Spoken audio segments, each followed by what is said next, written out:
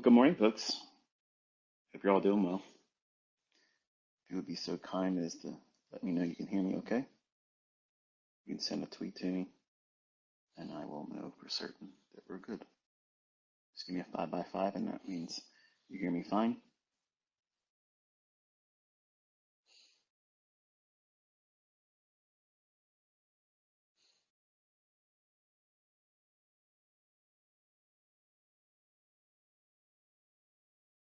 Thank you, folks. Thank you, thank you.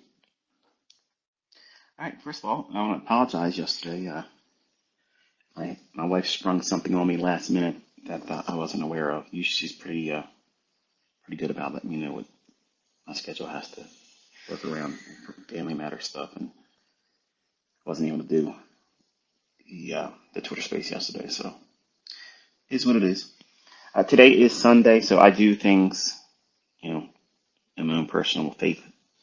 I don't go to a church per se, but I do um, spend time with the Lord every day. But I want to be spending time with Him the majority of today. So today won't be one of those long duration, just keeps on going, going, going.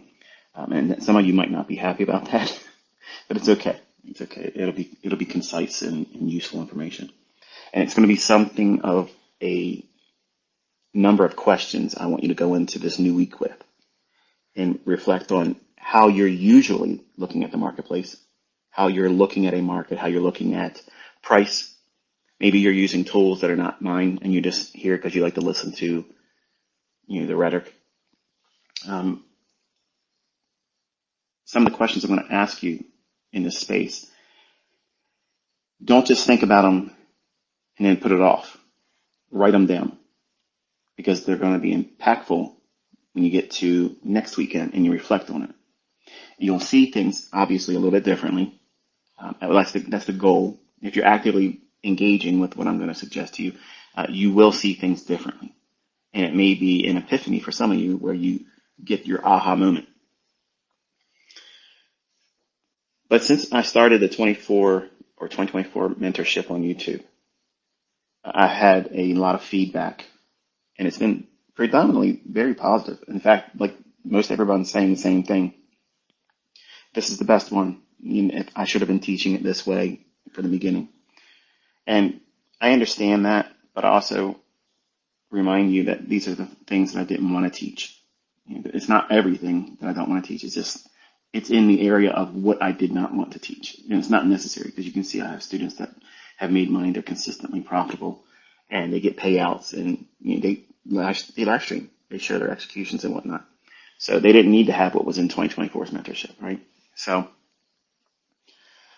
I want to ask you a question about what you've seen so far.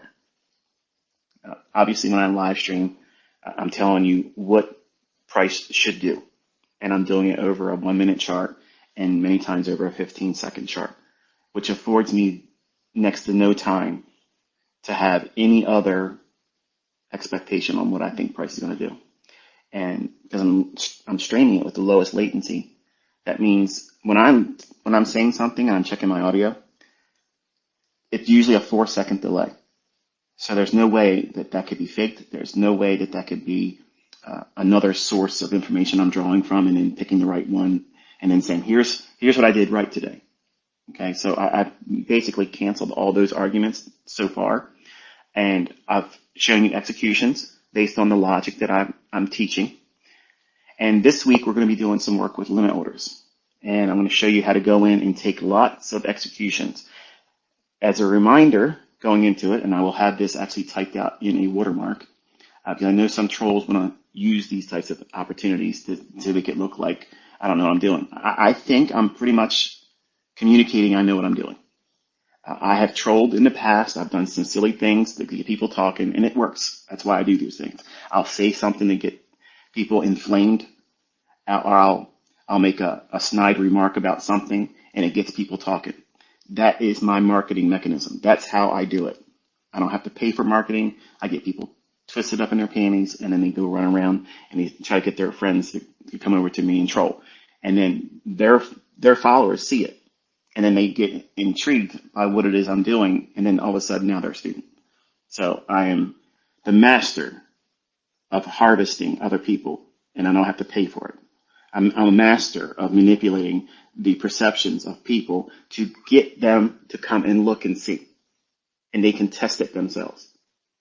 And anyone that puts their head down to the charts and listens to the things I'm teaching, as I'm going to talk about today, it's a real hard argument to walk away from and think that you got it in the bag, where you're right and what I'm teaching is wrong or a fallacy, because it's not. What I'm actually showcasing and teaching is the market itself. I'm showing you entries to the tick around the very specific PD rates I'm teaching that are supposedly non-existent or supposedly rebranded from somewhere else, but you can't find it anywhere else. At some point, the folks that keep saying nonsense about what it is you're learning, or maybe that you have already learned and you're not bothered by it and you want to move on. I talk this way, not because of insecurity, because there's always an increasing number of new people following me. And I only have a small little window to capture their attention and make them think about things critically, because the TikTok mentality is very pervasive right now on social media. So if you don't convince me in 30 seconds, then I'm moving on. Not that I need anybody. Like, I don't need anybody to come to my YouTube channel. I don't care if you ever buy my books. I don't care if you like me. I mean, I really don't. That's not what this is about. I made an arrangement and a deal, and I'm living up to it the best I can. So if you choose not to use me as a mentor, that's fine. There's other things out there that you can use as a reason to get into a trade. That does not mean that's the reason why the market went up. And that's why you have to embrace these ideas of, well, the markets are random, so that's why we have to use money management. Okay. I don't like 50-50 odds. I don't like it when it's iffy. I like to know when everything is in my favor. And for most people, that sounds like that's an impossibility, but I'm showcasing it in live stream. I'm showing you where something might look like a setup that someone that watches my YouTube video one time, or they watch a sampling of them, and maybe you've done this yourself where you just want to go in and just cherry pick certain things. And if it's a real long video, I don't want to watch that one. I want to go to the real short ones, or I'll go to another channel that's taking pieces of what I say, and you're not getting the full panoramic immersion of understanding what it is I'm talking about. And it's fun seeing everybody with their YouTube channels, and they're putting little clips together and they put music behind it, and it sounds like Alan Watts talking to you, right? I'm a fan of Alan Watts, by the way. But the point is missed in that.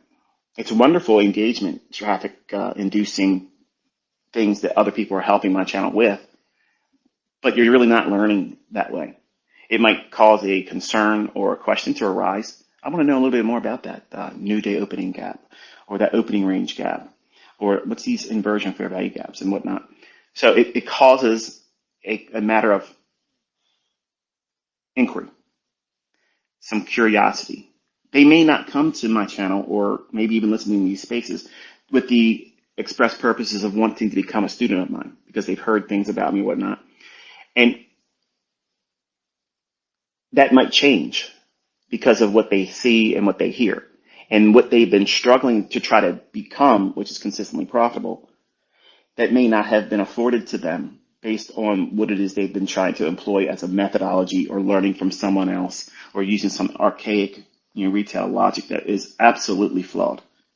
And I'm going to talk about how all of those retail concepts are flawed today, and how you can adopt the mindset to cannibalize all of that, because that's exactly what I do. I do not trade with any retail logic except for noticing it in the chart and then fading it. That's the mindset of smart money. Smart money does not look at a wedge pattern or a bull flag pattern or a broadening top pattern or a cup and handle pattern and says, wow, this is it. This is where I'm going to get in here and trade. I look for those types of scenarios when it's diametrically opposed to where I believe that the algorithm is going to reprice to. And when I have those conditions, I'm going to trade with my largest leverage. If I don't have a retail concept there, it's not necessary. I'll just use a standard measure of leverage. It's not that big of a deal. But when I have everything in my favor, and I know I'm in an arm wrestling match or a tug of war with John Q. Public, who just read a book, or he just opened up his TD Ameritrade account, and he's never traded before, He's never studied price action. He just thinks he's going to try it out. If they're willing to share their opinion about what they want to see in the marketplace, and there's a classic retail pattern in price that they're mentioning, and I know that the market's most likely going to go the other direction, I'm literally going to enter right where they're trying to go the other direction in. And I'll have next to zero drawdown. And all you have to do is look at my executions, and you'll see that. When I'm entering, it's immediate delivery to covering the costs of a spread or commissions, and it's already in profit. Because if I'm short, I teach my students the same way. You want to be selling short when the market's going up, because that's the fastest route away from your entry. Because to go lower, I'm expecting it to reach to some kind of premium array. Okay, that's something that's algorithmically delivered for a last chance to get in, basically is what that is. And when you're bearish, every PD array that's a premium, while that market is in a sell program, that means it's getting ready to deliver sell side to sell side liquidity. That's the paradigm. That's the methodology of watching and viewing price action correctly, not with pseudo order flow on level 2 data. That's all scam. That's all fake. Sure, there's some real orders in that, but they're not all real. And because if they can be manipulated, that's a wonderful tool, like a red herring. Dangle a whole bunch of numbers at a particular price. And all of you guys that sit out there, and gals, that sit out there and you watch these things, these depth of markets, level 2 data, volume profile, VSA, and all that stuff, you get tricked all the time. And I'm sitting in the sidelines, in the quiet, not saying anything in your live streams or whatnot. And I'm watching the people that see those numbers, and they get real excited. And the more people talk about a very specific level, because look at all those numbers. There's a so-and-so number of contracts. There's a so-and-so number of orders sitting at this level. As soon as someone says that audibly as a YouTube live streamer, or their chat box starts talking or calling out very specific levels, because there's a certain number of orders supposedly above it or below it. As soon as I see that, I am ready to pounce. Because what that is, that's an indication that the weakest minded trader, the weakest equipped speculator, the most likely to lose individual in the marketplace is sharing their unlearned opinion at a real-time moment where I can measure that against what I see in price. So that's the absolute only reason why I watch majority of my live stream people that I like. Now, Tanya trades is my student, so she trades with my concepts. I don't fade her. I don't fade her chat. I just like watching her. So I might go into her live stream and say, hey, how you doing? Or just watch this level or that level. But I'm not trying to engage or manipulate that chat. I'm watching her for the sake of watching her because she's done well. Everybody else I'm using for their chat window. That's why I'm there. And sometimes the streamer might say something that's silly and it makes me laugh. But other than that, I don't want to follow anybody else because it's just chaff. But when I'm looking for a setup, I will absolutely go into the live streams and get a feel for sentiment, because it gives me a real world, real time sentiment reading from less informed individuals. And that might sound mean spirited. It's not. It's not.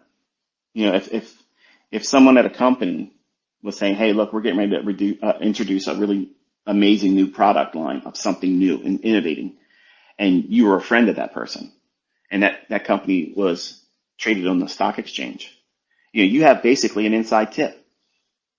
And you can frown on that and call it whatever you want to call it, okay? But if I had a long-term friend like that and they were saying, hey, look, this is ready to come out, I can't tell you exactly what it is, but we're going to have something amazing hit the market, I'm probably going to go in there and buy some call options, because I have a perspective that's being afforded to me that I have faith in probably being correct, because they're there. Well, if you look at the retail mindset, 90% of them are wrong. So if they're doing you a favor by collectively coming out and saying, this is what they believe, the market's going to go up or go up to this level or go down to this level, they're giving you a gift because they're giving you better than an overbought, oversold indicator because you can't personify the aspects of fear, greed, FOMO in just the number crunching of a overbought, oversold indicator. But if you combine that with market sentiment, when you're bearish and that overbought, oversold reading is overbought, and it maybe is having a bearish divergence, but at the same time, now you have real people chattering or posting on their social media accounts. Get ready for the move. It's getting ready to happen. It's going to go up. And the more adjectives that they use, that means they're really trying to convince other people and convince themselves. So that means like that's the most overbought of overbought readings as you can have. And it's not necessary to have it on a plotted basis, crunching a period of candlesticks or bars over the last number of 10 or 15, 20 handles, or not handles, periods that you're going to use to measure for the overbought or sold indicator. So I used to, as a young trader, I used to use the overbought or sold. And then I discovered that it's not necessary. Just looking at the range and then understanding what the PD arrays are inside that most recent range from the recent high down to the recent low. And you can trade just inside that range and never trade outside of it and make all the money you'd ever want. And if you write down the things I'm going to suggest to you today, I promise you they're going to serve you well. You'll have a better understanding about how the markets are booked from the market maker's perspective, not a dealer, because I'm going to talk about that, because I'm going to make a very strong contrast between what you think a market maker is and what the market maker is for real. And why I'm always on side. How many times have you seen me do something wrong? Since I started doing the 2024 mentorship, how many times have you seen me done wrong? 0. I can tell you what fair value gap is real, which one's not. I can tell you how something's going to fail, what direction it's going to go, what liquidity it's going to reach for. That to me is boring. Okay, but that's a skill set that you all are striving to learn. And I'm proving it with no confusion. It's right to the point. It's in live. I'm pointing to it. I'm explaining to it why it should do this, and it happens. It's not a pre-recorded session where people in the past have said, I'm doing multiple chances and then using the ones that work to look good. If you're seeing 7 weeks or so of me doing it accurately, is it a question why that you don't see losing trades by me? Because I know what I'm looking for. Now, if I trade every single instance where there could potentially be a trade there, and I don't filter it with my experience and the other things that I'm teaching as protocols that tells me, yeah, this isn't probably going to be panning out for me. So while that might be noteworthy to mention while tape reading in the live stream, I'm not going to execute on that one because I know enough that tells me that that's not likely to deliver. So I'm going to wait for the next PD array. It's kind of like you're walking down the street.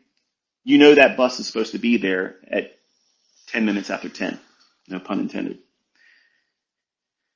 But it just so happens that they got there a little bit early and maybe the bus driver's a little jerked out of gear and they don't sit there long enough for you to get there and get on the bus. Okay, no problem. Just sit there and wait 20 more minutes. 30 minutes or whatever the schedule is. And it'll come back around. That's what it's like when you have understanding of my PD arrays. I don't have to have every single entry I showcase. I want to have the highest one that's afforded to me if I'm bearish. I want to have the lowest one that's afforded to me when I'm bullish. But I might not be there at the time when the chart does it. I might get an alert that tells me, hey, look, it's done something. And then by the time I'm seeing that and then going to my charts, there may have been a very fast displacement. And I've missed the ideal lowest entry or highest entry. I'm not freaking out about that. I have 81 ways to get into a trade. And not all of them appear in every single price run. I just look for the ones that appear. And because I know what they look like deer tracks, and I've seen it with my dad taking me out into the woods, that's proverbial. That never happened, but I've used that analogy. Because I've recognized it, because I know what it looks like in the past, and I've traded it and executed on it, out of those 81 specific PD arrays that may be allowed for me to enter on There may have only been 3 that actually formed in that price run. It doesn't mean the other 70 plus aren't good. It just means that the algorithm did not implement them. So I know what I'm looking for. I know what time my setups are going to form. That's the most important thing. I know what time. I can set my entire schedule around 3 or 4 or 5, 6, 8 different types of trades that I know I can do one trade, walk away from the charts, and come back 5 minutes before the next one was supposed to be there, and I'd be there when it happens. Can your mentor, can your school of thought, can the people that wrote the books that you're believing as a religion, can they tell you that? Can they demonstrate that? Can they do it consistently? I bet you they can't, and I bet you can't. There's something different here, folks, and I'm trying to, without just taking you right to it, because we're gradually getting there nonetheless, but I'm trying to allow that moment of astonishment where you see it and it jumps off the chart and you're like, oh, and for some of you, you're starting to see some of those things in the comment section. And I'm allowing you to keep that to yourself. The worst thing you can do is go blab it on social media, because then you'll ruin it for everybody else. Let them have that same moment of astonishment. Because if they don't, it's okay. Because when I wrap up the live streams going into the last week of October, because we're not live streaming in November and December. The holidays, that's my time. I'll do pre-recorded videos whenever I find a time to do it, but live streaming stops the last week of October.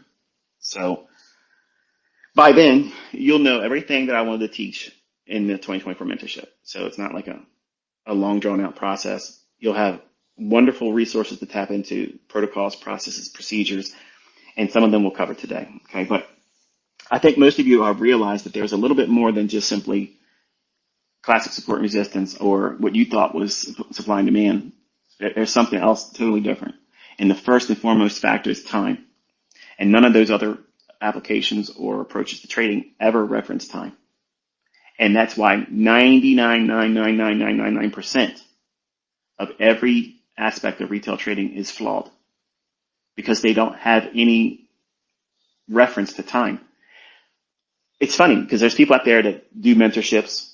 They talk like they're special in trading. They talk with my vernacular, my language. They use my words, but they claim they didn't learn from me, and they still ignore the fact, even though they might say there's an algorithm. If there's an algorithm, it has to run on time. So right away, you just eliminated the frauds right there, okay? Because they don't know what they're talking about. If anybody submits to the idea that that market is driven by an algorithm, and there's a lot of people that don't. There's a lot of students that are watching me on YouTube that are very respectful when they leave their comments and say, this was a wonderful teaching on price action. Even though I don't believe there's an algorithm controlling price, this was very illuminating. Well, yeah, I can appreciate that. And that's all I've asked for. I'm not trying to convince you. I just have fun doing it, where I'm ribbing people, twisting the knife proverbially, just to let them know that I find it astonishing that you can't see it. Because if I can time my trades and tell you what time they're going to form, and I can tell you what price they're going to be at, look at this week. Look what I outlined just this week and what I executed on. Folks, that's perfect. Like, that's perfect. And it's the logic that's been explained to you. And it's using something from the previous day that nobody else would have referred to. First presentation, fair value gap. I've mentioned that in passing in Twitter Spaces last year. I took these little hints in these long discussions because it's just too good. But if you listen and you take notes and you think, why did he say that? That is a clue. That's a little bit of a little golden nugget just buried underneath the surface of that discussion. It doesn't take much digging for you to discover what it is. But if you just listen to me and you don't go into your charts and examine what could be seen around that thing he just mentioned, all of a sudden when you start studying it and looking at how price behaves around it, and you hear that I'm always referring to the last 3 days, the last 3 days, the last 3 days, because swing highs form with 3 candles. Inside of that element of time of the last 3 days, You're never going to miss that real sweet spot if you're trying to trade swing trades. Like if you don't want to be intraday trading, you want to trade a little bit longer term perspective. You want to trade for the full weekly range, or you want to trade for the whole month's range, or you want to trade for several weeks that may be lasting several months, maybe 6 months to a year. Long term position trading. I don't personally have the appetite to do that. Like I can't sit still that long. Like I have hyperactivity basically. Like I have to see. I know that I can take what I have and run it up with velocity with multiple transactions instead of just taking one and holding on to it and submitting to whatever it wants to deliver on that one trade. There's nothing wrong with that. Like if you're running a 401k for yourself, a self-directed IRA, and it's advisable that you should be doing that because you get wonderful tax treatment and you can balloon the account up big. And some of that trading can be done with long-term position trading. The only problem with this is, and this is why I'm really glad I've been speaking predominantly on intraday short-term trading, is because they're trying to implement these laws that are going to be unrealized taxing unrealized gains. So that means if you're holding stocks or positions that are not yet cashed out, how are they going to justify charging a tax on something that you haven't even made the profit on? It's an unrealized profit. That's corruption. That's the highest form of corruption. And people don't stand up against that. And we have a real problem here because that is absolutely asinine. No one should ever agree to that. Republican or Democrat. Nobody should see that. But if you're day trading, if you're intraday trading, you're getting in, you're getting out. You had that profit. It's realized.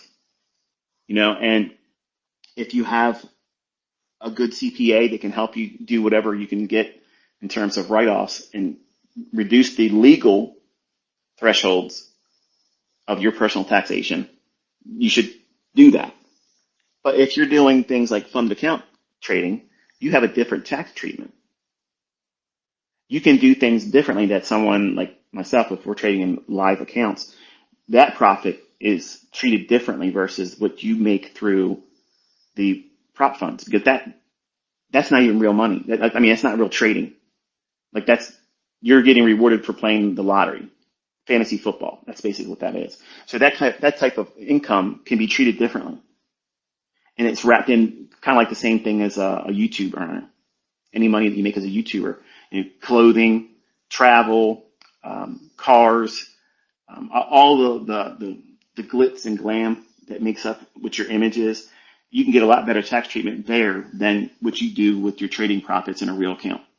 So don't laugh at these people that are doing this stuff online, okay? Because they've listened to me in the past where I've said, if you want to get the best tax treatment and you have a personality, do this online. If you learn how to trade, all of you listening can learn how to do this well. And all of you have diverse personalities. And not all of them are going to be interesting. Like mine, I'm abrasive most times. And either you love me or you hate me. And that's exactly how I want it. I don't want in between. I want you either love me or you hate me. And either one I'm satisfied with. But you can be a middle of the road personality if you learn how to trade well and put yourself together, online presence, and live stream yourself executing. You're not trying to teach my stuff. You're simply just doing it. And people want to see it. There's so many students of mine that come to me wanting to get into private mentorship when I'm teaching for free here. And they'll say, can you at least turn me on to your students that are really good and let me follow them? Why would they want to do that? Because they want to copy their trades. So if you have a skill set in this, you have a blank check to make as much as you want to ever make. And because you're live streaming it, you ain't got to worry about anything being leaked. If you do a mentorship, it's getting leaked. If you do a signal services, they're going to get leaked. But when you do it out in public, you've made everything impossible. Why would anybody try to buy something that's already available for free? That's why I'm killing everybody right now. I'm literally murdering them. I'm burning the village, okay? And I'm having fun doing it because you all had your fun with me. Now I'm showing you who's who. Don't waste that opportunity of income and that different tax treatment. If your skill set is afforded to you and your personality allows you to be out in front of the public and you take a trade and you call the market, I would watch you. As a student, I would love nothing more to be able to see something like that. I watched Tanya. I mean, she's She's got her own little personality, and it works for her. People try to tell her what to do, and she does the right thing. Listen, this is the way it goes here. And you don't like it, you ought to watch other people, okay? And you got folks like Patrick Whelan, awesome personality. He's like a heel in wrestling. Like he's the perfect bad guy, okay? But he just sucks at trading. So if he can learn how to trade, and man, he would be a phenomenon on YouTube, like freaking crazy. He'd have the best of the best. He'd like be the best Ric Flair in trading. You love to hate him, but you can't deny once he learns how to trade well and consistently not blow his accounts, he would be a huge draw for people to watch on YouTube. And that's the only thing I've ever been interested in. I want to see him get better at it. But a lot of you don't want to do those types of things. Maybe you don't have the skin to do it because if someone gives you something critical, it'll hurt your feelings. You won't want to do it or you'll clam up. And it's not for everybody. But the main thing is this. You're seeing a different level of understanding and price that is just still scratching the surface. Just scratching the surface. And every new revelation that I'm sharing is opening up a huge level of understanding about how everything else is working. Contrast that with you go into the day and you're waiting to react to something. As a retail trader, you're waiting for some kind of price movement away from a VWAP, or you're waiting for some kind of, I don't know, indicator to tell you it's doing something, or some kind of pattern that is populated on your chart as an overlay that tells you there's supposedly some harmonic pattern there. And you're trusting that stuff. But you're admitting to yourself that, hey, look, nothing's 100%. If I'm wrong, it's okay. It doesn't mean that I'm going to keep losing. It just means that I'm okay losing half the time. And to me, that makes no damn sense. But gamblers do well with that. Professional gamblers can do well in those types of situations because they know how to bet heavy when they feel like they got it in their favor. And they'll lose a lot of hands. And they'll find themselves at the final table at the World Series of Poker. Watch those competitions, and you'll see the same faces finding themselves to the latter stages of that competition more times than anybody else. And that was always a fascinating thing for me in the 90s. Like I watched that all the time, and the same people would be at the tables, the last ones. That's not coincidence. They know how to play the cards and they know how to play the people at the table. And that's exactly what market making is. That's what it is. It's bluffing. It's enticing. Throwing down a hand that you know you probably could play, but throw it down. And what they thought you were playing with, and you're confusing them. That's why if you go to a casino and you sit down at a blackjack table, they bring out a brand new shoe, okay? And you start playing the table. When you got a good hand, throw it down. Lose money doing that. Throw it down, throw it down, throw it down. What you're actually doing is you're going to mess up the shoe. And in 15 minutes or 20 minutes, they're going to come out and change the shoe or ask you to go to another table. That table's closed. Don't believe me? Go fucking try it, okay? Because the eye in the sky above you, that's who you're trading. That's who you're playing cards against. It's not the dealer. That shoe is a stack. Okay? It's a stack. Meaning that there's a specific order of the number of cards in a row that's going to be this rotation. Okay? They're not randomly shuffled. They're not stacked in there where anybody has a free chance to get the random take of a card. That's not how it works. Okay? It's not how it works. When someone's winning consistently, they will come out and they'll change the shoe. The shoe is that little box, in case you didn't understand what I meant by that. On the table, there's this big box of multiple decks of cards, and they're all stacked in there in a specific order. It's stacked in a way where anybody that understands the game of poker, it will lead them to take a specific card and say, okay, I'm going to try to play this, and I'll discard that. It's not perfect. It's not perfect. But it at least primes them to play the cards that they're given. But if you start making consistent wins at that table, they're going to come out and change the shoe. Not because they ran out of cards. They want to disrupt you because you have now counted the deck. You have that shoe understood. You know exactly what's coming out. That's why card counters are not allowed to play in casinos. Let me tell you something. I don't care. This is my perspective, Lynn. You can have a different opinion. But if someone comes in, even with partners, and they're counting cards together, and they have electronic devices telling the other person at the table, hey, look, this is good, this is not good. How the fuck's that cheating? That's not cheating. They don't know what those cards are. They don't know what they are. They're just counting. They have a card counting system. They don't know what card they're going to get. They're just playing the odds of what's still available in that deck. How many face cards are still there? How many aces are still there? And when the deck or the shoe goes cold, they got to get away from that table. But they'll cut your arms off in casinos. You start taking big money from them like that, you won't leave with that money. You won't be allowed to cash those chips in. And they're going to try to prosecute you. Imagine that. And here they are, cheating the entire time.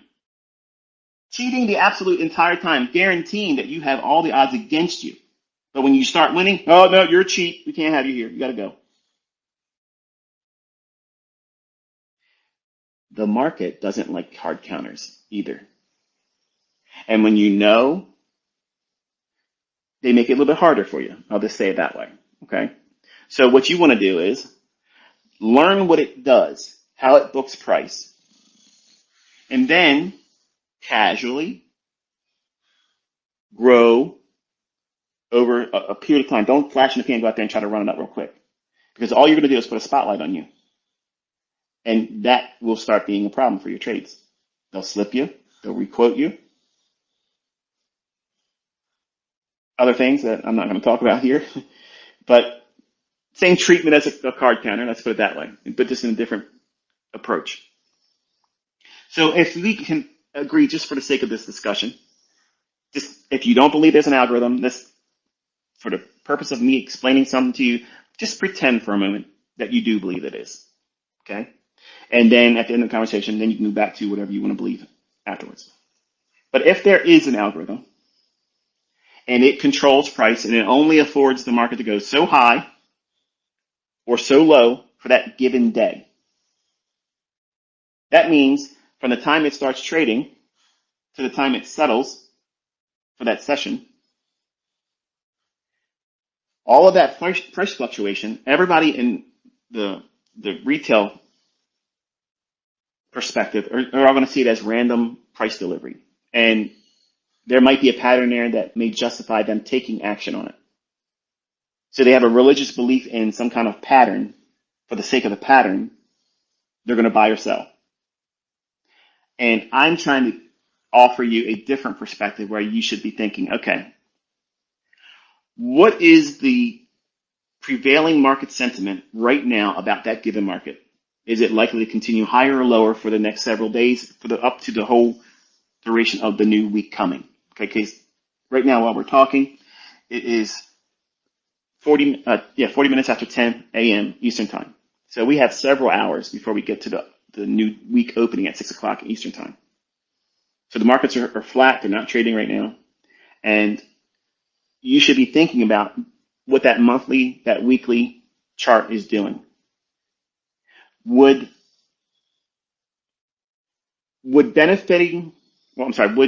seeing the price dropping lower to an old low or a gap of some sort, would it be beneficial for smart money if they were short?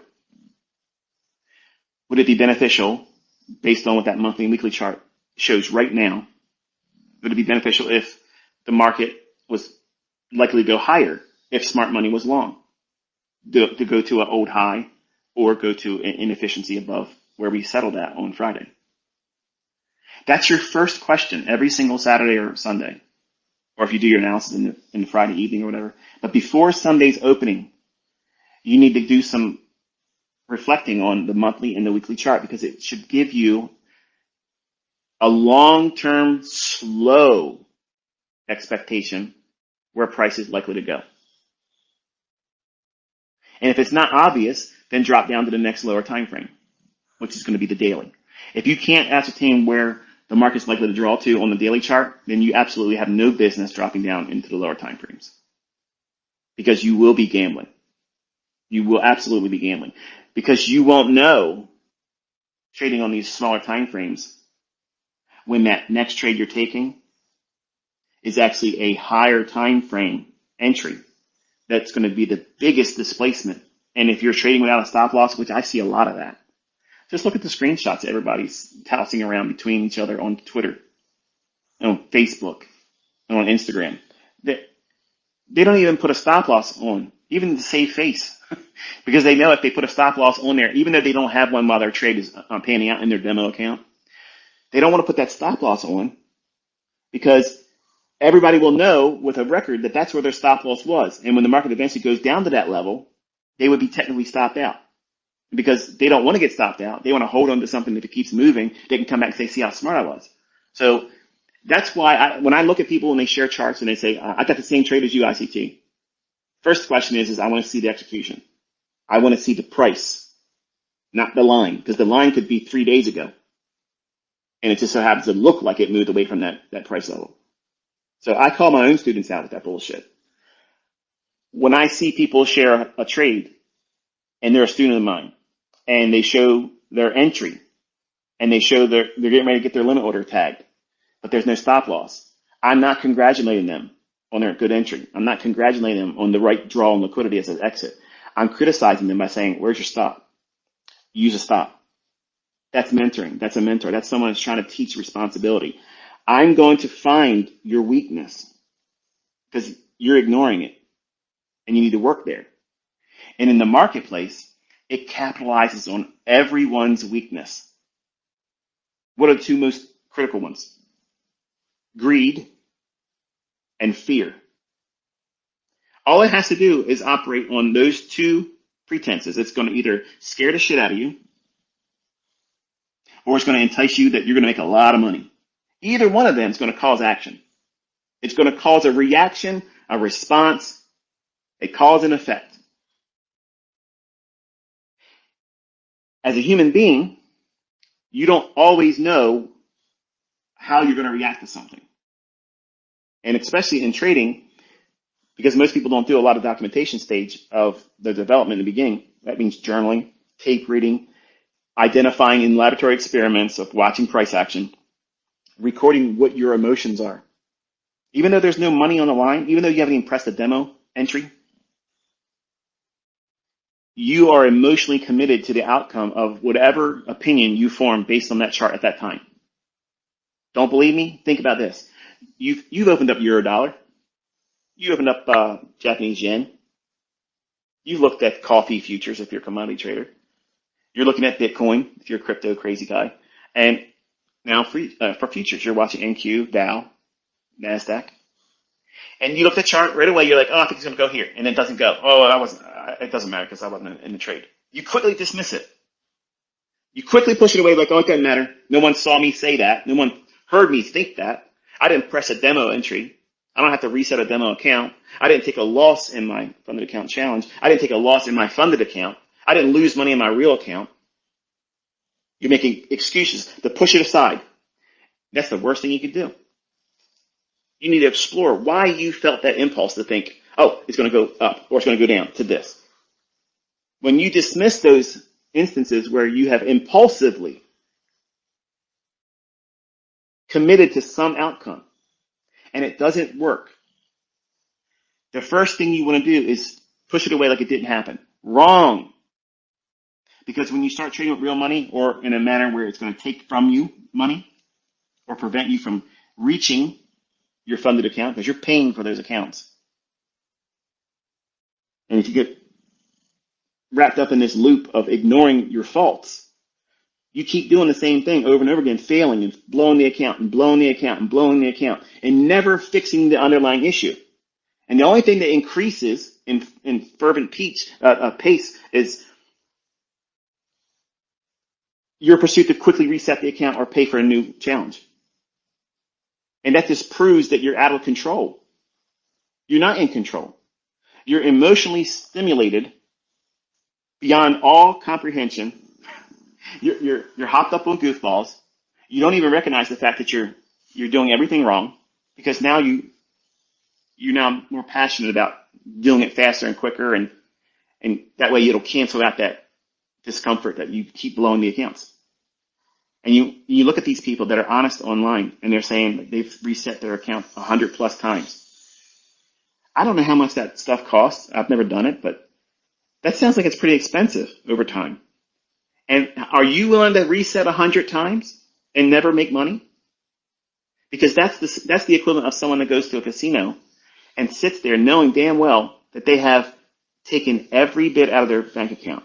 They only went there with a certain dollar amount. This is all I'm going to spend.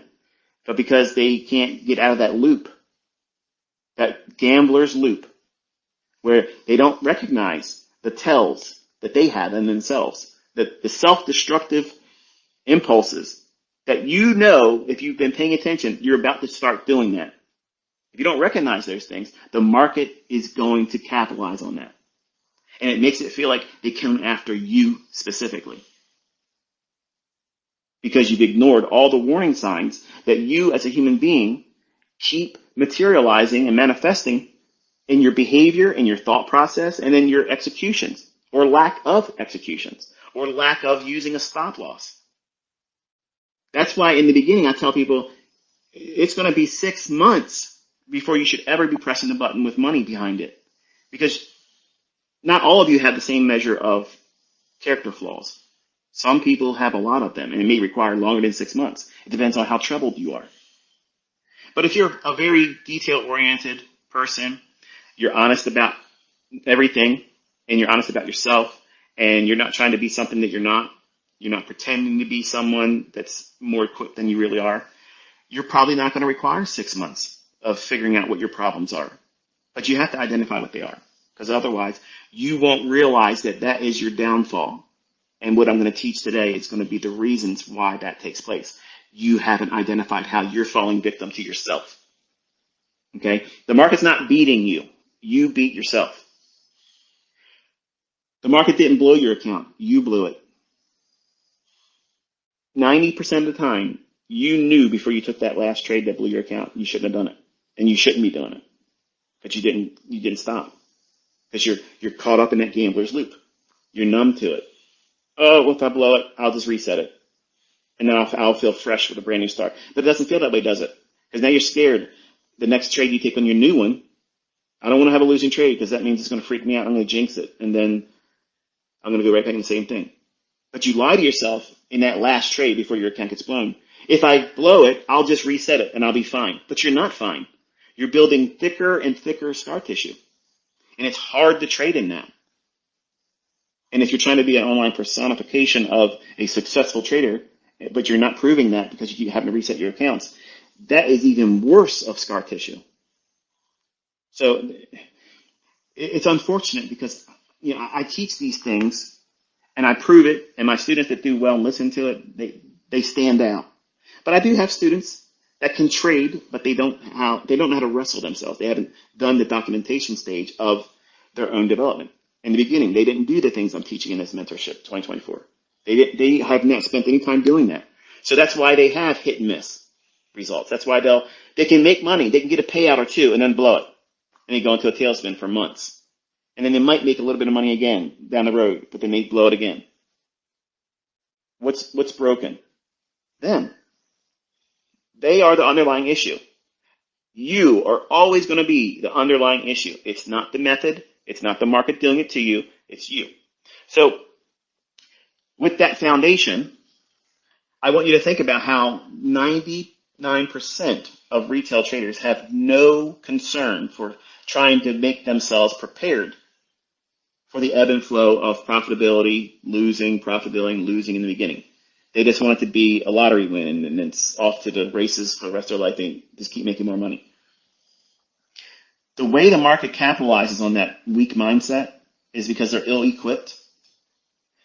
The first thing that the market does every single day is it hides the narrative. What is a narrative? What the market's actually going to do for the day that makes the daily candle. That's the real candlestick range theory. Not that bullshit you see fucking panded around on Twitter right now. Nonsense. The narrative on how that daily range is going to form. It starts with, are we going to have an up close or a down close on the day? You're not trying to predict the closing price.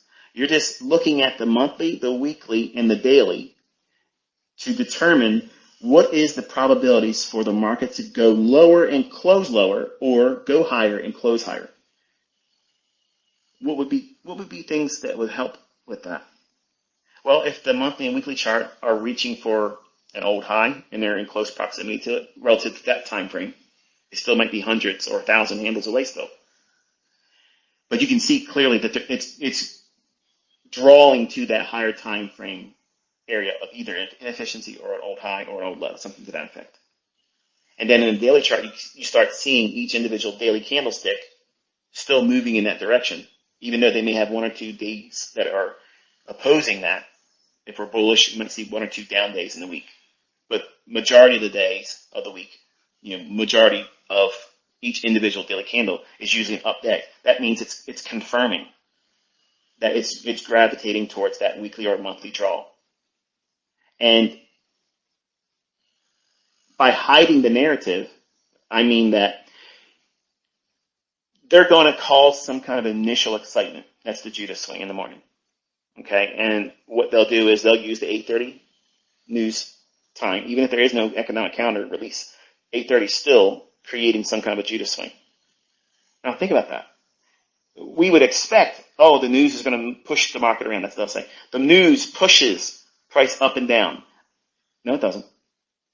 The buyers and the sellers at the time of the news, when nobody could even get trades in, but yet it's buying and selling pressure. You see how fast this shit falls apart? But because they say it to you so many times, and it's in every book, and everybody just regurgitates it and says the same thing over and over again. Hitler proved it. You tell a lie big enough and loud enough and long enough, eventually everybody will believe it. But when I'm standing here and telling you, this is what it really is doing. And then what I'm telling you it's going to do, it does it. And not that I'm trying to prove that you need to be right, or that I'm trying to prove that I'm right. I'm just saying the logic is right. That's the point here, okay? So it cuts through all the bullshit that retail stuff leans on and has a religion around. No matter what school of thought you have, the market, okay, if we can personify the market like some people like to believe it is, it's the buying and selling pressure, okay?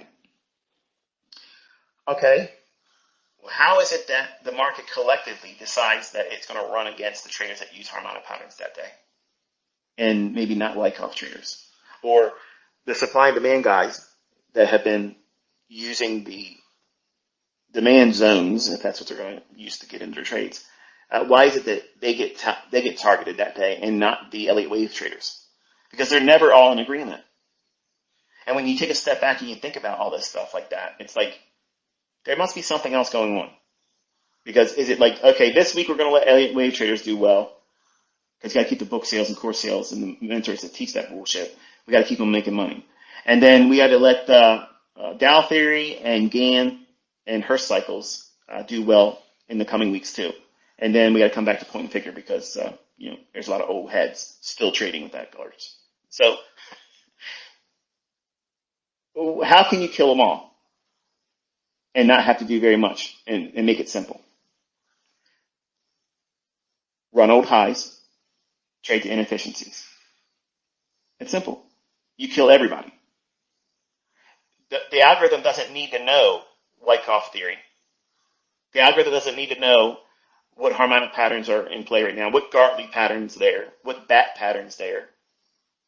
I know all about all that shit, the butterflies, all that stuff, okay? The only butterflies I see in trading is my students when they're doing it right. They get butterflies. Okay, there's no fucking butterflies in patterns in the charts. That's nonsense. It's garbage. Okay, it again is another religion. It's a fairy tale.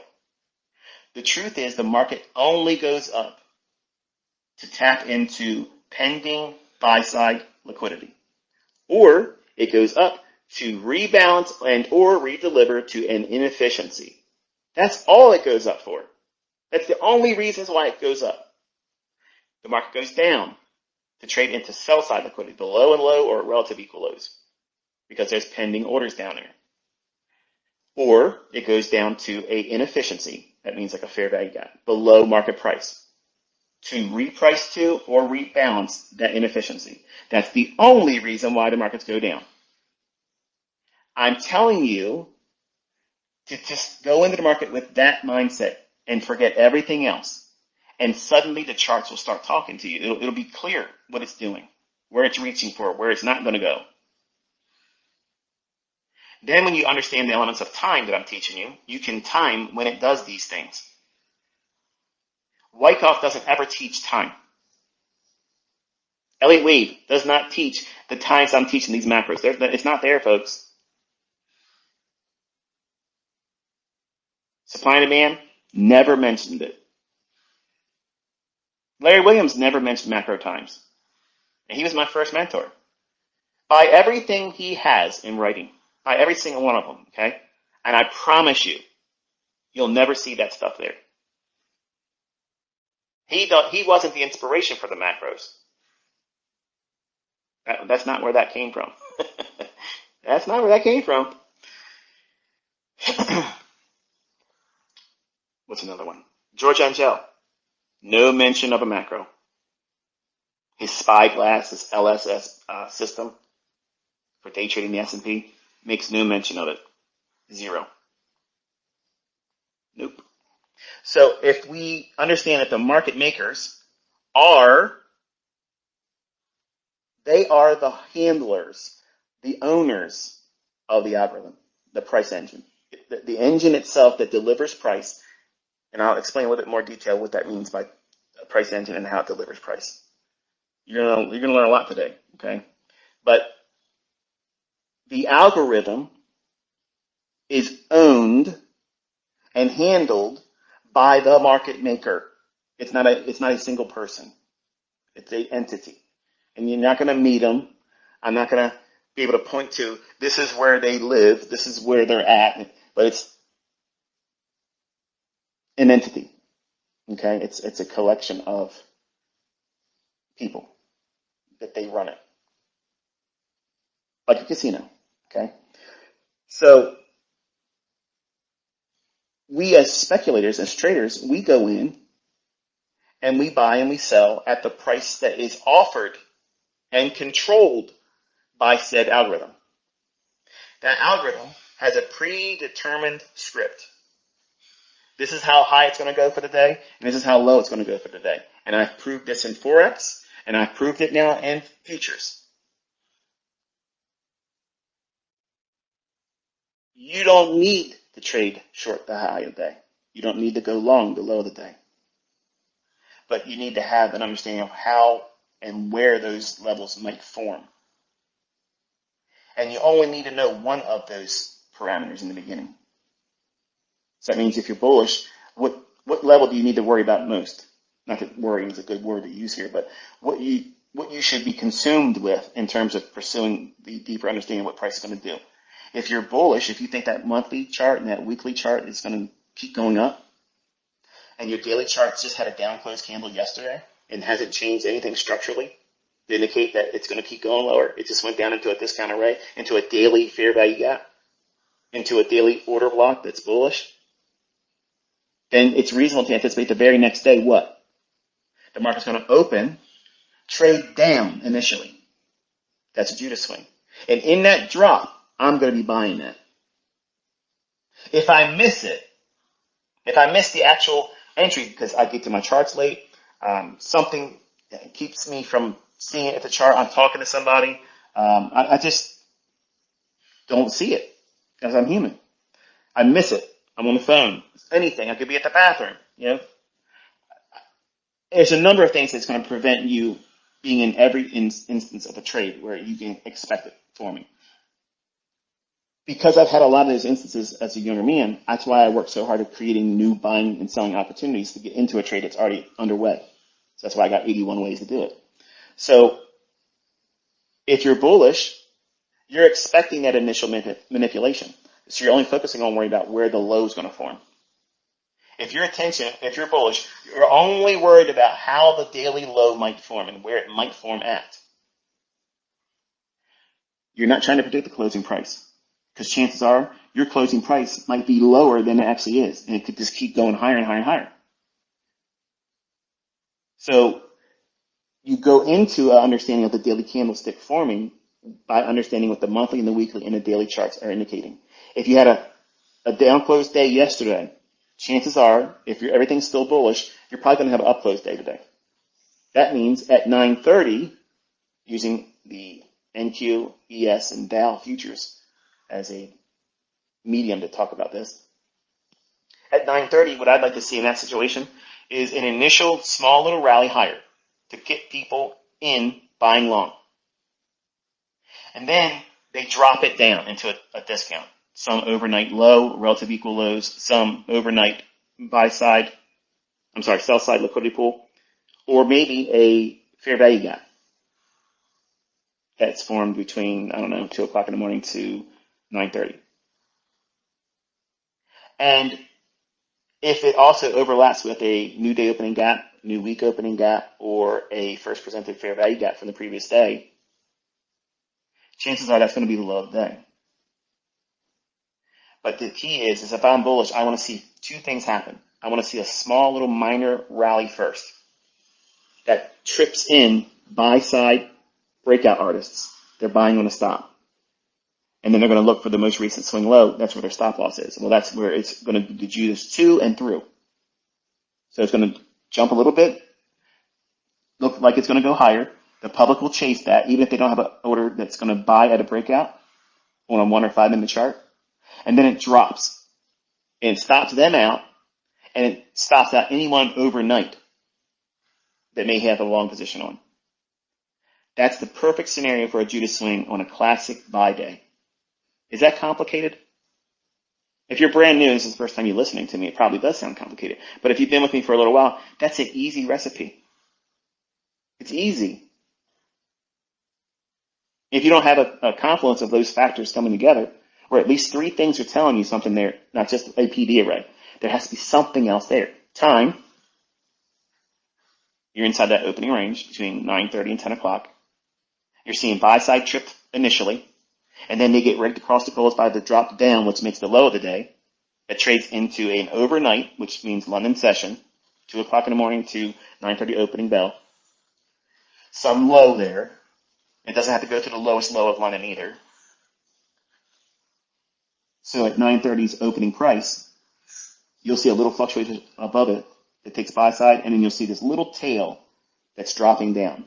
When you're zoomed in on these 1 minute charts, like you see every live streamer has their charts zoomed in real close, they're never seeing it form because they're too close to the trees to see the forest. So that's why you have to have one time frame that's zoomed out a little bit, like a 15-minute time frame. It gives you a perspective that you wouldn't otherwise have because you're zoomed in on these 1 minute charts. And every individual 1 minute candle, or less if you're looking at 15-second charts, you're lost. You have no idea what's coming on and then what's going on. But you focus on one side of the range. If you're bullish, you're looking for the low of the day to form. If you're bearish, you're looking for the high of the day to form. You are not trying to be perfect in timing. You can anticipate it forming in that first hour of trading. So from 9:30 to 10 o'clock, your high or low will form. Majority of the time, you'll see that form in the first 30 minutes. Sometimes in the first few minutes. But the higher low of the day for equities, or indices rather, is going to form in that first 60 minutes of trading. So 9:30 to 10:30, which is not any coincidence as to why I'm teaching my son to focus on his trading being done by 11 o'clock, because he's going to graduate to holding on to a trade past that point based on what he's done in the morning. And he'll trade the whole daily range. While everybody else out here nickel and diming it, scalping it here and scalping it there, he'll do that in the beginning of the day, maybe even pre-session once he gets good. And then he'll nail down the low of the day when he's bullish, and he'll hold based on time. That means he's going to stay on the trade until 10 minutes to 3 Eastern time, minimum, because that's the macro beginning of that last final hour. And then he'll babysit the position after that and trail his stop loss and protect whatever range open profit he has. And that's how you trade the daily range. That's power 3. So I just basically outlined how the market makers and how the algorithm will book that that low of the day when it's bullish. They hide the narrative, which is the first thing that they do, by having all these little quirky little short-term fluctuations in price. And they run buy side first to get people caught in. And then when it starts dropping down, people that wanted to buy that day, they're scared to now buy. So they're hiding the narrative. But they're engineering liquidity. Because some people will say, okay, I was wrong. Let me now go short. Where are they going to put their short at? Wherever they can get in at, because they're going to chase. So where are they going to put their stop loss at? At the high of the day that's formed so far since 9:30. So what is that doing? They're engineering liquidity. They're engineering liquidity above the initial high of the day after 9:30 opening, when it's a bullish day. Everything I'm saying here, just reverse everything when it's going lower. It's very simple logic. But they provide a false narrative. It looks like it's going to go down for the day. Oh, look, it went up. It broke resistance here. So it should have went higher. No. That's them hiding the narrative, and they're providing a false narrative that here's resistance broken but failed, and they drop it down. And usually it looks real quick and fast. That is inspiring what? Excitement. It's excitement. You walk into the casino, nobody's winning anything. All of a sudden, boom. They get everybody's fever pitch. I'm going to get lucky now. Why? Because listen to that noise over there. Everybody's screaming, hollering, clapping because this guy just finally got the payout on the Jeopardy slot machine. He just made $10,000. Look at this. Woo! Yay! Man, I'm feeling lucky now. How the hell does that have any bearing on what you're going to do in the next machine you put money in? It has none. But they know it excites people. It gets them excited. So they're going to start doing what? Putting more money in the machines. Bet more on the tables. So when they give you that Judas swing, when it's really technically on the monthly, weekly, and a daily chart, it's bullish, you should be hunting the low of the day. So you're expecting some little broken wing attempt to trick people going in right out the gate, going up. Never chase that. Never chase it. There will be instances where it does that, and it never creates a Judas swing. It just starts right from the opening bell and goes up. But it's a rarity. It's so rare, you should not even worry about it. And that's why I told you in this mentorship, sometimes when the market just starts trading higher, it'll run without me. I don't need that move. I'm going to let the move come to me. I'm not going to pursue it and chase it down. If I got to chase it, it's not in love with me. I want my setups to love me. It's going to run to me. It's going to want to come to where I am. It's going to chase me down. I'm waiting right here for you, love. And if you don't want to come to me, see ya. You went back to the streets, bitch. You got to go. So, hiding the narrative, engineering liquidity, and then providing the false narrative. That's the Judas swing. Makes it feel like the market's going to go lower. It's not. It's just going down to go up. So you're focusing on a bullish scenario. You're hunting and stalking. Where is that low day forming? It's going to form in that first 60 minutes. Don't take my word for it. Back test that now. Now you have one more piece of information that you can go through all your charts and see how much validity is there. How much truth is in that statement I just gave you? Then what it does is it delivers price to retail liquidity. That means once it makes its low, it's ran overnight stops. So if they're long, they're not going to be allowed to participate in the now profit leasing of the move higher that creates the daily range going up and closing higher on the day. So now that liquidity that would have been used to protect early longs over the London session, they get stopped out. So they're not allowed to be in that move either.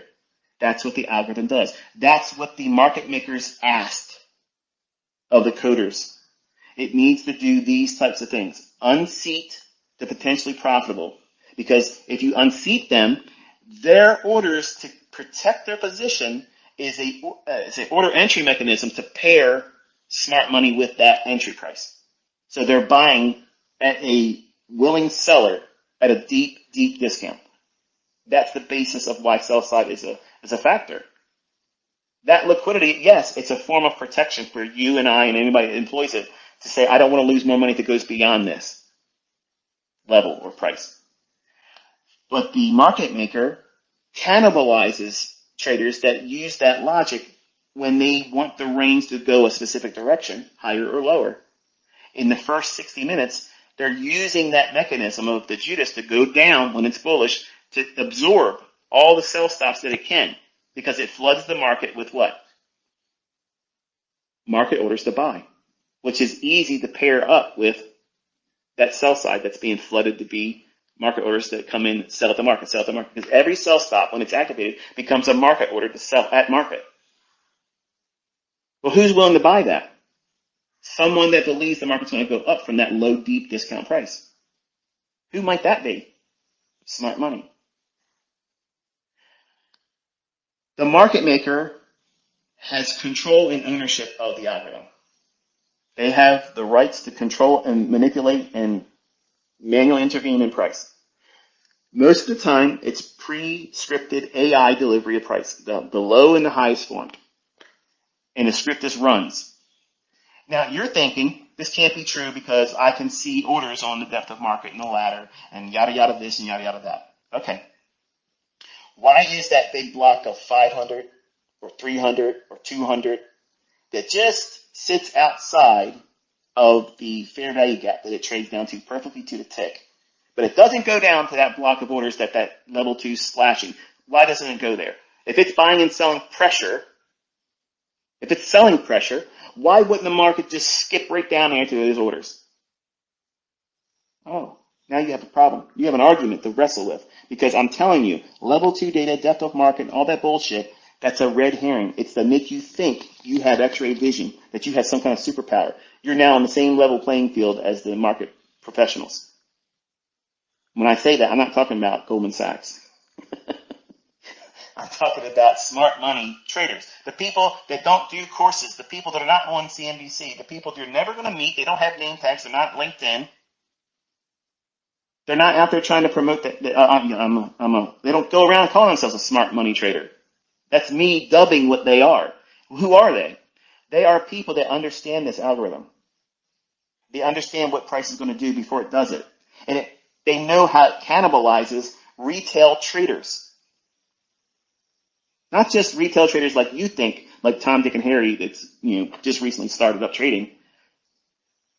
They cannibalize the Goldman Sachs boys. They cannibalize every institution out there has a role in that.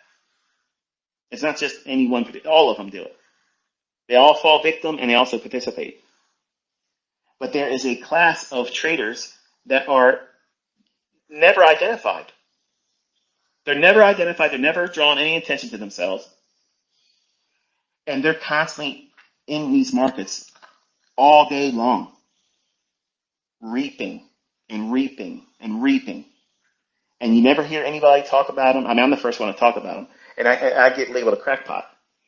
But how the fuck is it that I can tell you to the tick how these markets are going to behave? How could I possibly know those things? How could that happen? Randomness? I learned these things from other books, is that what you're saying? Because find that shit in the books. It's not there. And again, if it was based on those things, somebody else could trade like me using that same stuff and just say, oh, it's just Elliott Wave. Oh, it's just pitchforks. Oh, it's Gann. Or it's Hurst cycles. Or it's whatever. Fill in the blank. I haven't even showed you anything yet. And I've already blown your socks off. People are already finding setups immediately using what I've taught so far in this 2024 mentorship. They're immediately finding setups. And they're like, what the hell? Dude, it's been like this the whole time? Yeah. For 30 years it's been like that. 30 years it's been like that. And I'm loving the fact that I can live vicariously through all of your moments when you see it happening and you're like, oh, I know exactly what this is about to do. And boom, you can do it. That's exciting to me. I get my rocks off with that because just because I can see it happening, making money is not exciting. That's not exciting. Seeing other people become passionate about their life, their future, that they're inspired by now this new talent and skill, that they know that they have something that can feed themselves and their family and they can pass it on to their children. And fuck college because they're institutional centers where You're indoctrinated to believe stupid shit. You need to be a free-thinking, independent thinker. And you can only do that if you can carve out your own paycheck and you can say how much you're worth.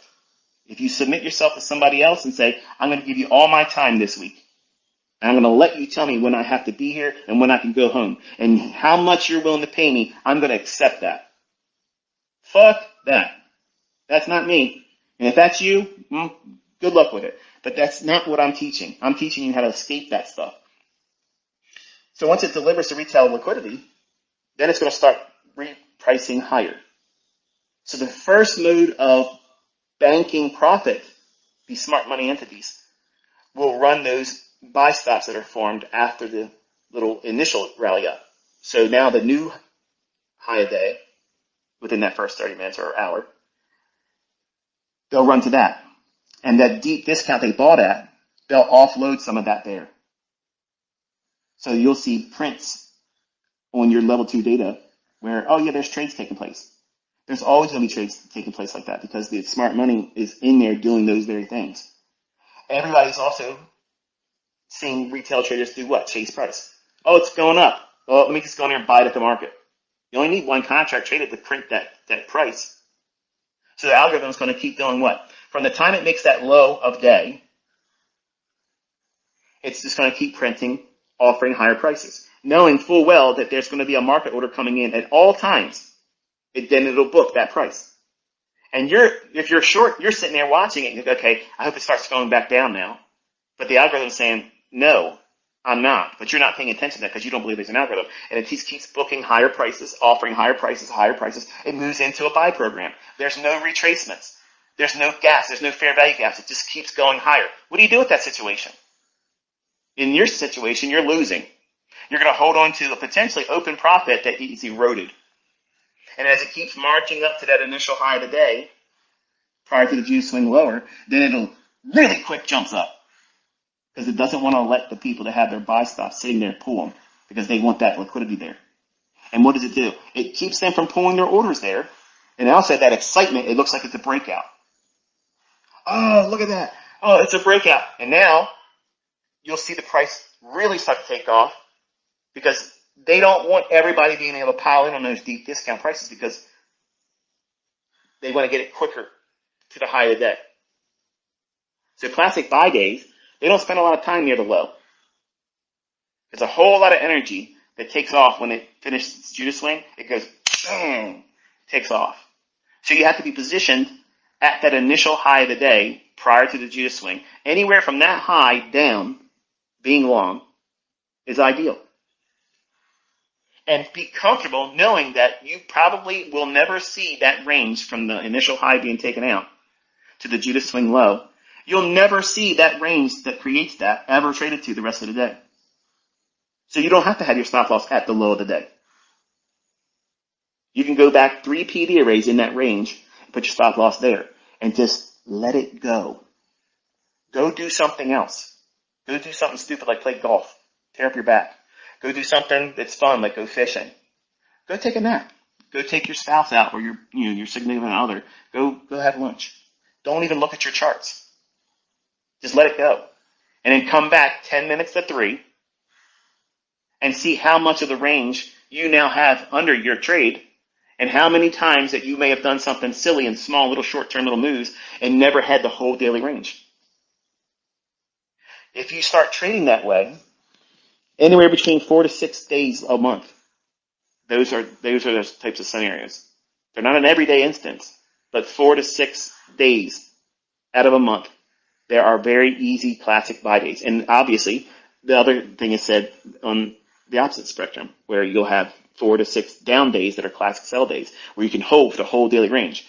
Everything else other than that is days that you're going to have to be a trader that buys and sells intraday. Or you stick with the underlying narrative that constitutes your reasons for being a buyer or seller for classic buy days because the monthly and the weekly chart indicates to you that it's likely to keep moving higher. Well, then you want to stick to being a buyer. And if the monthly and the weekly expected to go lower, you want to stick to being a short seller. And that way you won't ever miss those classic buy days when it's bullish or classic sell days when you're bearish. But if you don't have that in your analysis, you need to start implementing that. because that's why you're missing the big moves. That's why you're not on side most of the time, because you're not spending a little bit of time. It doesn't take very much time at all, like minutes, just minutes, looking at the monthly and the weekly and the daily to determine what the weekly range might be like this week. What could it reach for? What could it reach for prior to that target? So there's going to be a graduated degree of your best scenario, your best case scenario. It could go up to this level.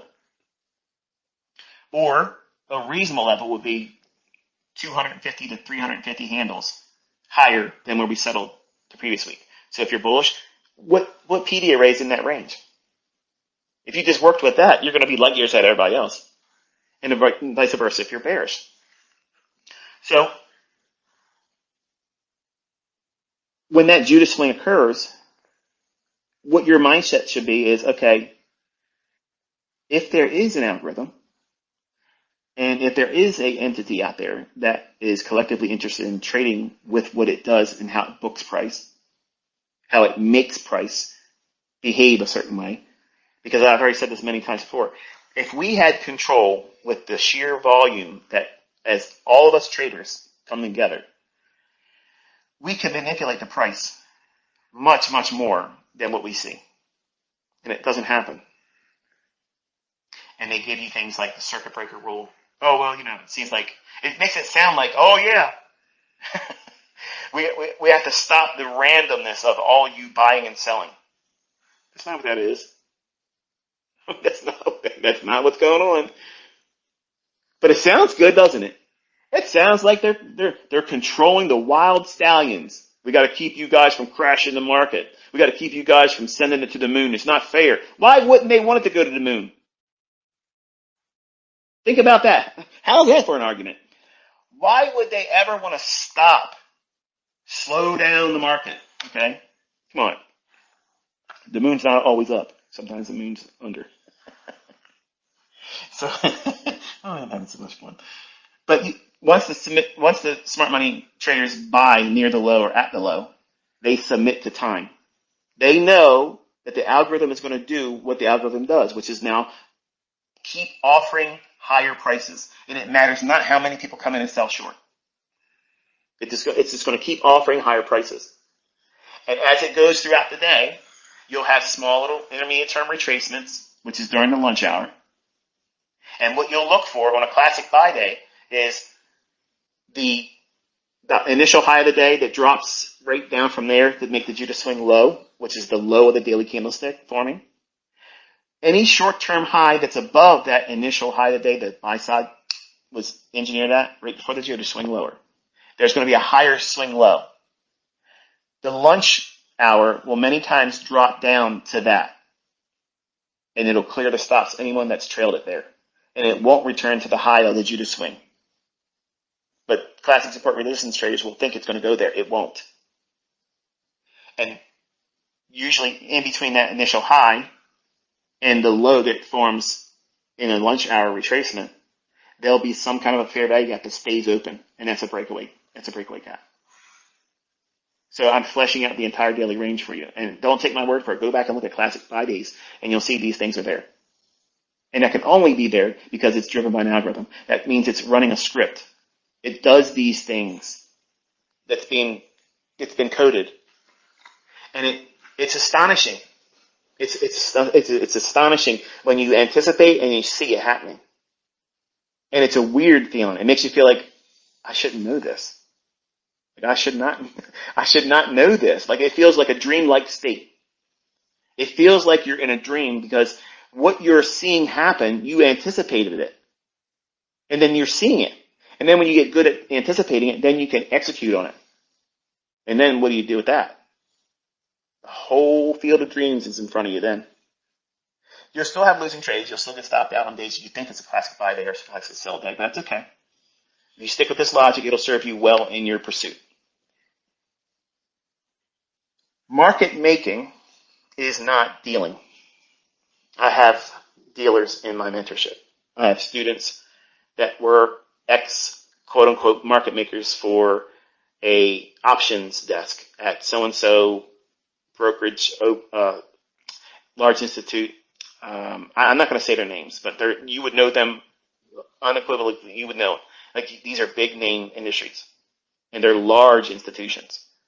And since learning from me, a lot of them have come forward and they're like, listen, in confidence, I'm telling you this, so please don't say who I am or whatever. But this is the facts, okay?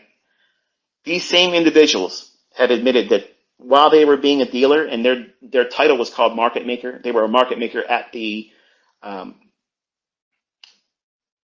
have to be careful because if I say it, I've broke my promise to them.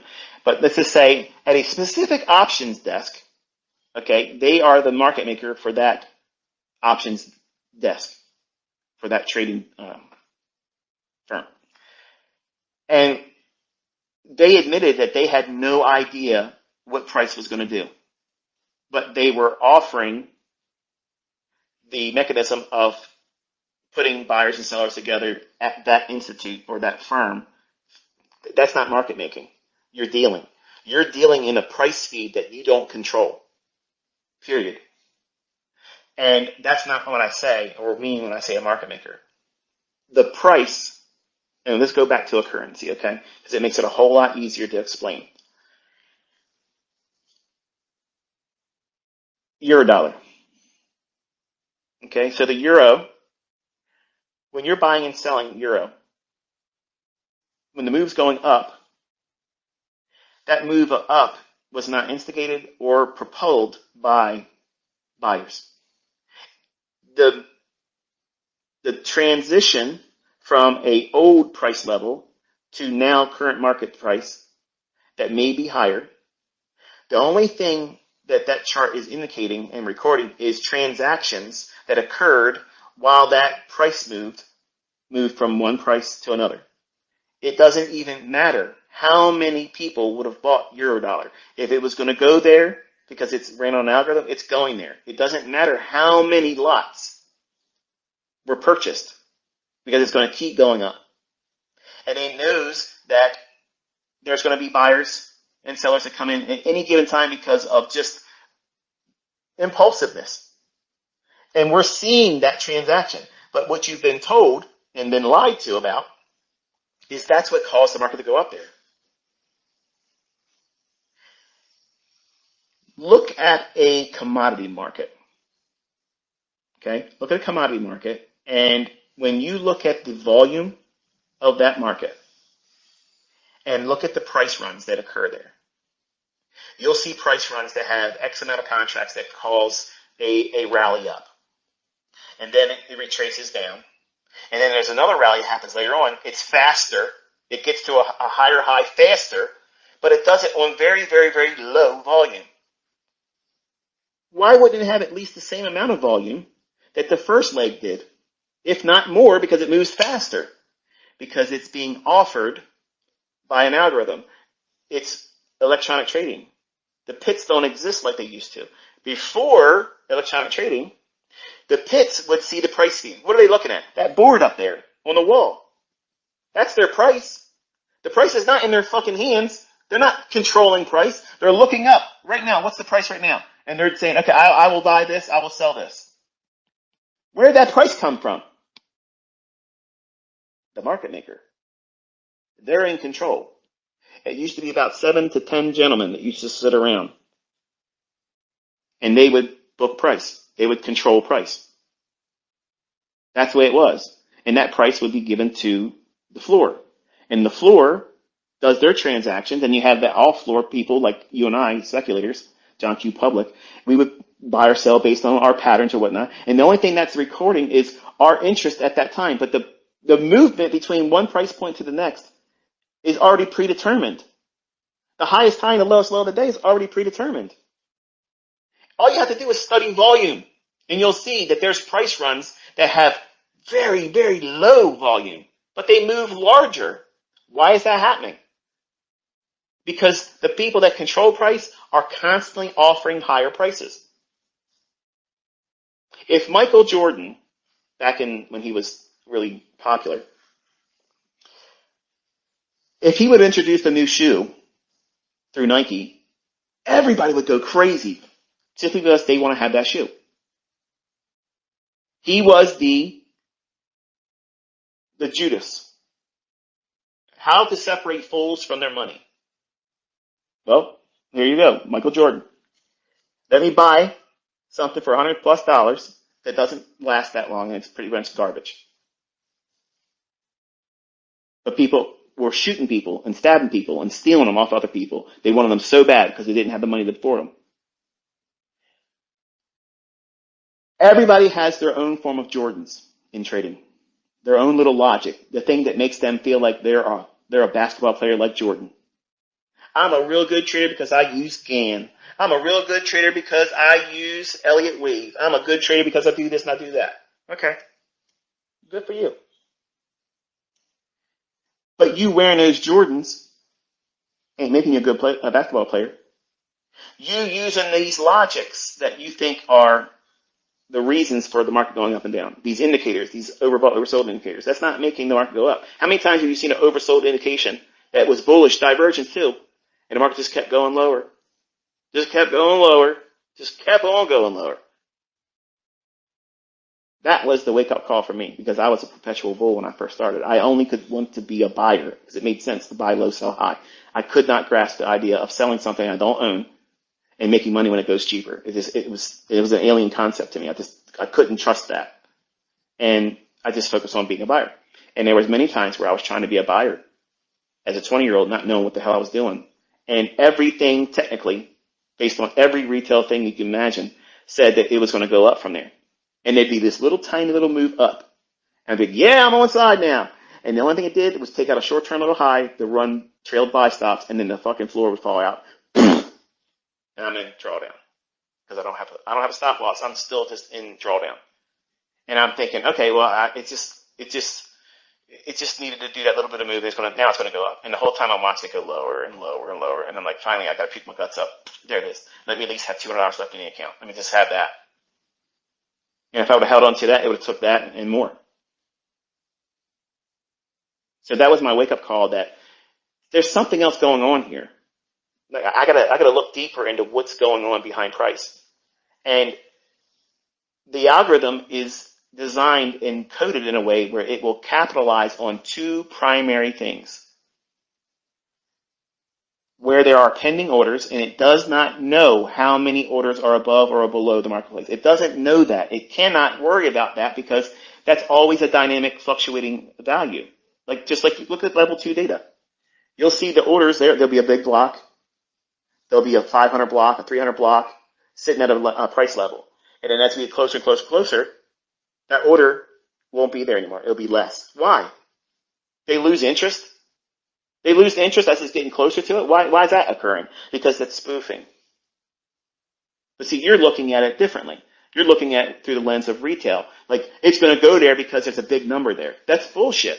That's how you get tricked. That's how you fall victim to that nonsense. These things that are trying to point to where orders are, all you have to do is look at a 1 minute, a 5 minute, a 15-minute time frame. And you'll see every liquidity pool that these little bubbles or these little things are showing you. You don't need to know a number. The number is that's the red herring. That's the Judas swing gimmick of that thing, that process of visualizing how many orders are there. Those orders are not all literal. They're not actually going to be there when price trades to it. They'll pull them. But they're using, big, large institutions can place orders there to influence other traders to book price for that express purposes of tricking them, knowing full well that every transaction that takes place leading up to that level that never gets hit, other traders are going to look at the chart and say, oh, this is one of those fanny pack patterns. And the last time I traded it, I got more money for my fanny pack. Come on, man. Like, if you give it enough time, you can come up with a gimmick or an excuse to get into anything. But you have to strip it down to the very bare essentials. The markets go up for buy stops. They go up to reprice and or rebalance an inefficiency. That's it. It goes down for sell stops. Or it goes down to reprice to or rebalance an inefficiency below market price. That is it. If your patterns that you trade off of happen to agree and overlap in that instance, that's why your shit worked. It wasn't because of your harmonic pattern. It wasn't because of Elliott wave. It wasn't because of anything except for that's what it was going to do at that time. If you go through all of your losing trades, I promise you it will be a revelation. But most of you don't even give a shit. You haven't journaled anything, so you don't have the ability to go back and study what you did wrong. But the ones that have, go back and look at where your losing trades occurred. And then look at what I teach, and you're going to see mine standing in front of your trade. What I tell you the market's going to do and how it's going to behave in book, that's why your trade failed. And vice versa. Look at all your retail shit, and the times that it works, it's because you're in agreement with what I'm teaching. And I know damn well that's narcissistic, isn't it? That's arrogant as shit. You're damn right, because it's the truth. That is the truth. And when you stop paying attention to all these gimmicks and you stop being this team mentality, VWAP team, volume profile team, VSA, supply and demand, they're all bullshit. None of that stuff makes price go up and down. Zero. You're not going to tell me the tick of the entry to get in at, which is the highest of the candlestick. You're not going to get out the lows. You're not going to trade like me.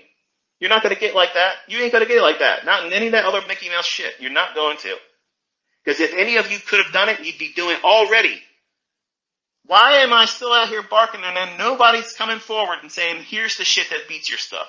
Shut the fuck up, Michael. It's still not happening. That's what's entertaining. Like you would think, seriously, you would think. Come on. I want to fucking see it. But it ain't there. But they'll come in and they'll make little remarks to try to discourage you. Because they know they can't beat it. And they can't stand it in their own skin. Seeing that they can't beat it. They can't make an excuse for how I'm able to do it.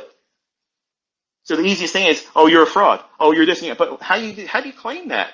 When I have transferred the information to students that now are using it too.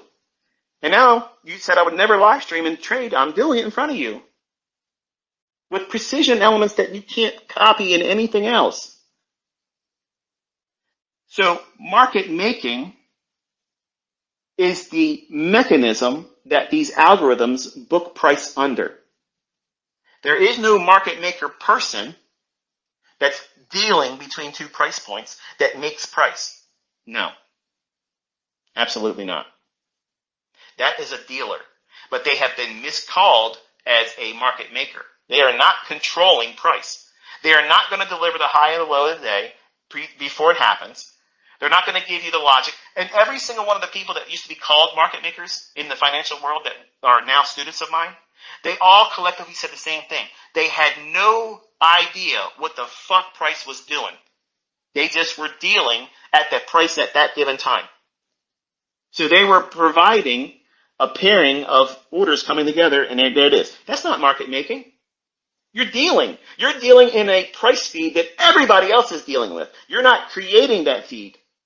You're not changing it when it's going to keep going up to a buy-side liquidity. You're not changing its direction when it's going to go down to a sell-side delivery.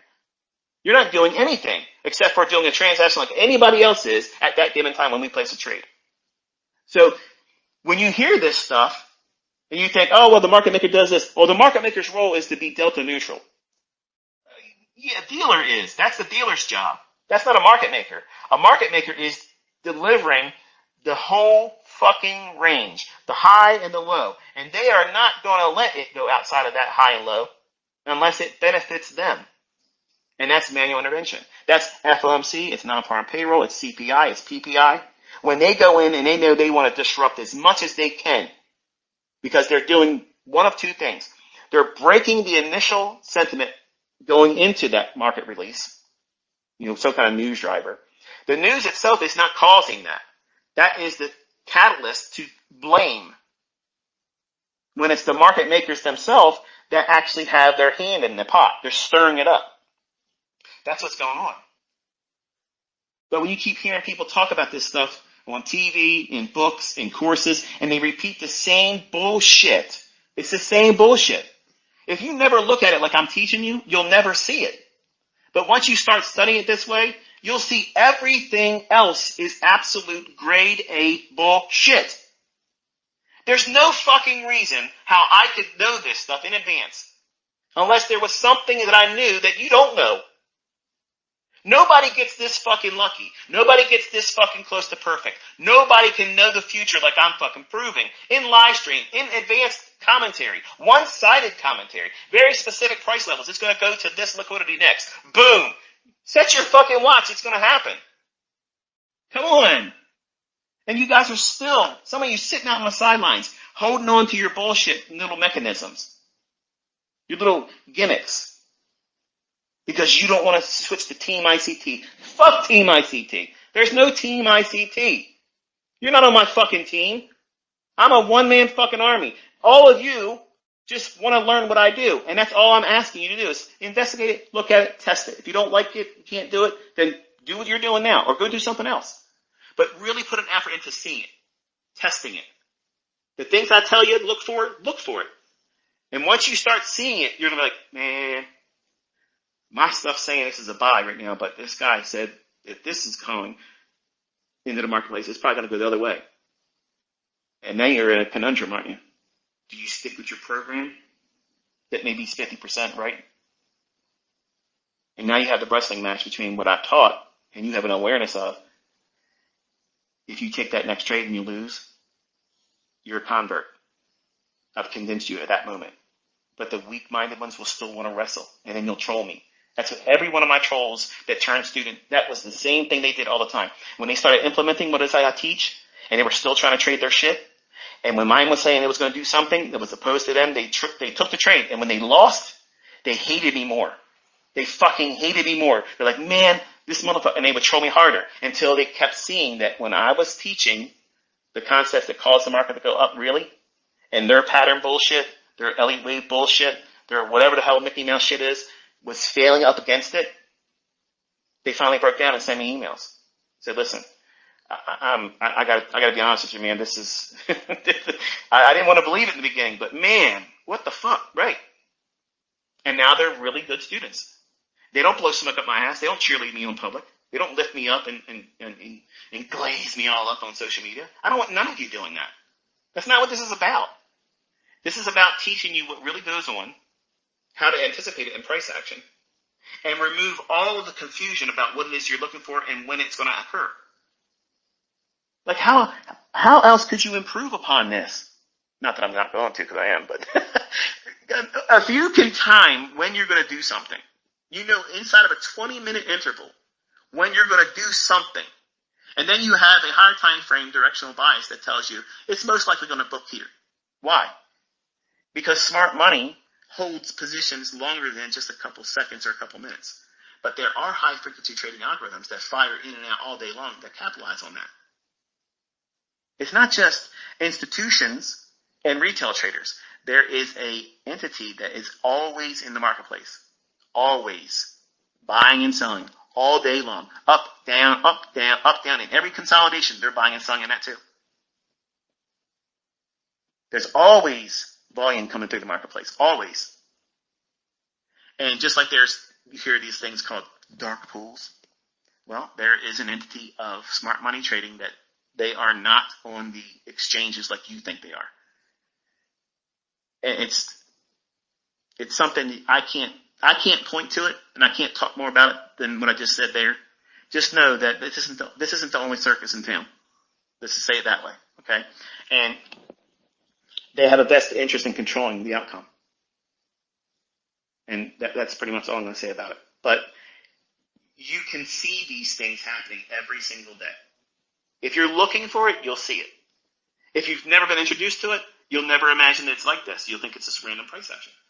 Oh, well, my system didn't work today, so I'm glad I got a good stop management and didn't over leverage. Because, price is random. That's how they tell themselves. They tell them that because it consoles their doubts about what their next trade's going to be like. And the ones that are really good at money management, they don't care what the outcome of the next trade is because they know as long as they're managing their money correctly, they could be 30% wrong. 30% right and 70% wrong in what they do and still be profitable. Much like a poker player. If you watch these professional poker players, count how many times, keep a running tab, get a little notepad. This is the things I used to do. I would write down their names, and then every time they had a winning hand, I'd put a check mark next to them until that table was finished, and they went to the next table. how many losing hands they have versus their winning hands. And it's surprising. They only had very few winning hands, but they lost. Most hands are folded majority of the time. Study it and see. So what are they doing? They're managing their money. They don't have control over the cards. They don't have control of the other people's decision making. They have control over their money. When you're trading, you could flip a coin. If it's heads, you're going to buy. If tails, you're going to sell short. If it's a Monday, you're going to only buy the morning session. If it's a Tuesday, you're only going to buy the afternoon session. And you put these filters in. And you never risk more than 0.5%. At the end of the year, you can be profitable. Figure that out. Figure that out. You're holding for the daily range, by the way. That's the other part of it. It's the same mechanism that's being seen in poker. It's the same mechanism that's done in anything, that if you give yourself enough time for the circumstance to pan out, whereas in this case, the daily range, creating the high or high and close on the high when you're bullish, or low or low and close on the low when you're bearish, if you put yourself in those days appropriately and just hold on to it, don't jam your stop loss up, try to strangle the trade, you are in a position to capture the lion's portion of the day. And you'll capitalize what that algorithm is going to do for that daily candlestick when it books the low and the high of the day. I'm telling you the times that it's going to create those instances. The low of the day is in the first 60 minutes for stock indices. The high is formed going into 2:50 to 4 p.m. All Eastern time, okay? New York local time. So if you're bullish, you can try to nail down the low. And you'll probably lose trying to do that because you're going to try to capture the very low. And over time you'll realize that, okay, what happens, just wait for it to actually be there and then trade it on the next discount array. What you're going to be doing is you're going to be buying the low risk entry of the market maker buy model. Yeah, so let smart money have that smart money reversal. I'll be down there. But when you see that next fair value gap or institutional order flow entry drill or inversion fair value gap to trade off of, or order block, bullish one, that could be your entry mechanism for the low risk entry. And you ride it all the way back up to the initial high of the day, and then you anticipate an explosion where price goes up higher because they're going to want to leave that Judas swing area as fast as they can. And it's going to, a lot of ground will be made there. And people will chase it all in that big buy sign and bounce, sell sign and fishing that'll form then. And that's where the lunch macro will retrace back down inside that and stop those individuals out, and they'll accumulate more longs that they'll ride through the PM session of the day, and they'll get out at the high of the day forming between 2:50 and 4 p.m. Eastern time. Folks, that is your real candle range theory. That's the real power of three. That's the real ICT. Okay? That's the algorithm. That's what the algorithm fucking does. That's what it's coded to do. Anything other than that, it's manually intervened. It's as simple as that. It's 4 to 6 times a month, both buy and sell. Don't take my word for it. Go through the fucking charts and you'll see it. So, the reason why you lose, I'm going to say this in closing. The reason why you lose is because you're not aware of these things happening. You have no awareness that there is an algorithm that delivers price. You have no awareness that the market is going to do something that's predetermined and it's scripted. And you get tricked by speedy little price runs that take off, and that's exactly why they do it. They're engineered, they're scheduled, they're scripted to see you get enticed to chase something or change your mind about something you might be right about. That's why when you're bullish sometimes, and the market has rallied up and it creates a buy sign and balance, sell sign and efficiency, and then you see it drop down real fast, and it gets real close to where you entered at. Because you don't know what the algorithm's doing, you get scared and you close it out thinking, I don't want to lose on the trade. I should have got out at the high right before it retraced, but I got to get out of this because I think I'm wrong. It's going to stop me out. It's going to be one of those instances where it sees my stop and it's going to get me. And you contrast that with what I show you in my transactions. I'm recording it. I have a stop loss, and I am nowhere near afraid of where it's going to go. And it'll get real close to my stop, and I don't give a fuck. Sometimes I'm adding to my position right then and there. Think about that. Think about that. What's different about that? I know something that you don't know. And what I know, I'm teaching you. I don't put a price tag on it. I'm not selling it to you. I'm not enticing you to buy books because I'm telling you don't buy them. What's going to happen is this. I'm going to publish the book. People in third world nations are going to take the book and they're going to scan it into a PDF file. And in 3 days, it's going to be all over the internet. I'm not selling books to make money. I'm putting books in print just because I want the ISBN number associated to me. When I release all the information about the things I want to teach, everybody will go to that book, whether they get it from a pirated version off a fucking Telegram in a PDF format. I don't give a fuck about it. I'm not trying to make money on books. Nobody makes money by buying books, or selling books, rather. The margin's too low, and it's not. If I want to make money, I'll just simply fucking make money. Okay, I can go out there and press the button and make more money. If I want to have easy, fast money with no effort at all, I just put a mentorship out there. I'm not doing that either. So what am I doing? I'm teaching you because I like teaching. You think I can't make millions of dollars just putting another PayPal link up there? I can do that. At any minute, I can do that. I don't want to do that. That means I'm obligated to another group of people that think that they own me because they paid for some time. You don't own me. I like teaching. I like transforming individuals and giving them the empowerment to transform their entire future legacy and their family tree. And you can do these things. They can't hide it from you, folks. They can't. I'm trying to explain this to you. They cannot hide it from you. But if you don't understand it, you can be tricked by the things that you don't know. You get trapped in price. I don't fucking get trapped. There's no smart money traps. Smart money does the trapping. You're not trapping smart money traders. You don't even know what the fuck a smart money trader is. That's what you get when you get people teaching leaked content, lying and defrauding people. They make up bullshit like CRT. All this secondhand mentorship, watered down, has all come from me, and they don't even know how to do it right. That's why the 2024 mentorship is being live streamed. That way nobody can talk shit and say, he picked the right one, he's cherry picking. You notice they ain't saying any of that anymore? They got nothing to say now. And they're going to find something always to gripe about. Instead of saying, I'm going to take this energy, like some of the troubles I've had in the past, and I'm going to dive into this. I'm going to prove him wrong. Use that energy. Go into it with that intent that you're going to prove what I'm teaching is wrong. Let that be your fucking superpower. You're going to go in, that's it, baby.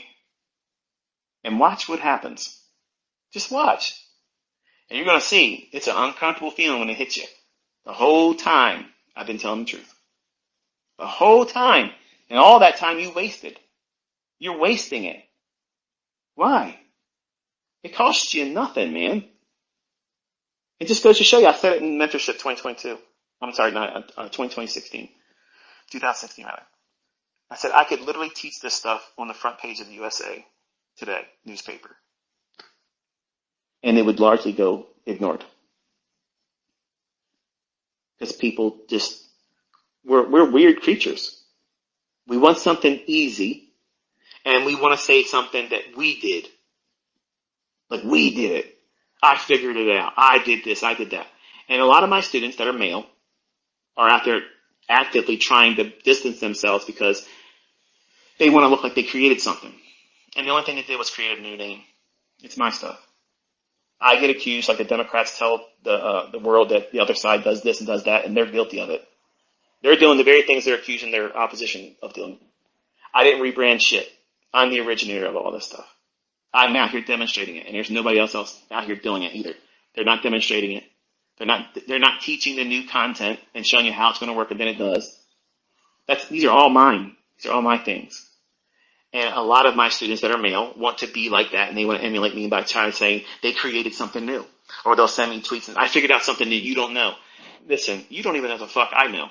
So stop that stuff. Okay? I don't even want to know what you think you know. I don't need to know anything more. I know the market. I know the fucking source code. You're talking to me about what I don't know. Get the fuck out of here. It's silly. Like, seriously. You don't even know who the fuck's talking to you. That's just nuts. Oh, it's fucking fun. But market making used to be a group of men that would get together and they would control. And how would they do that? For the ones that were asking, how did they do that? If it was before it was electronic and it wasn't, how were they doing it? They would put orders in the marketplace.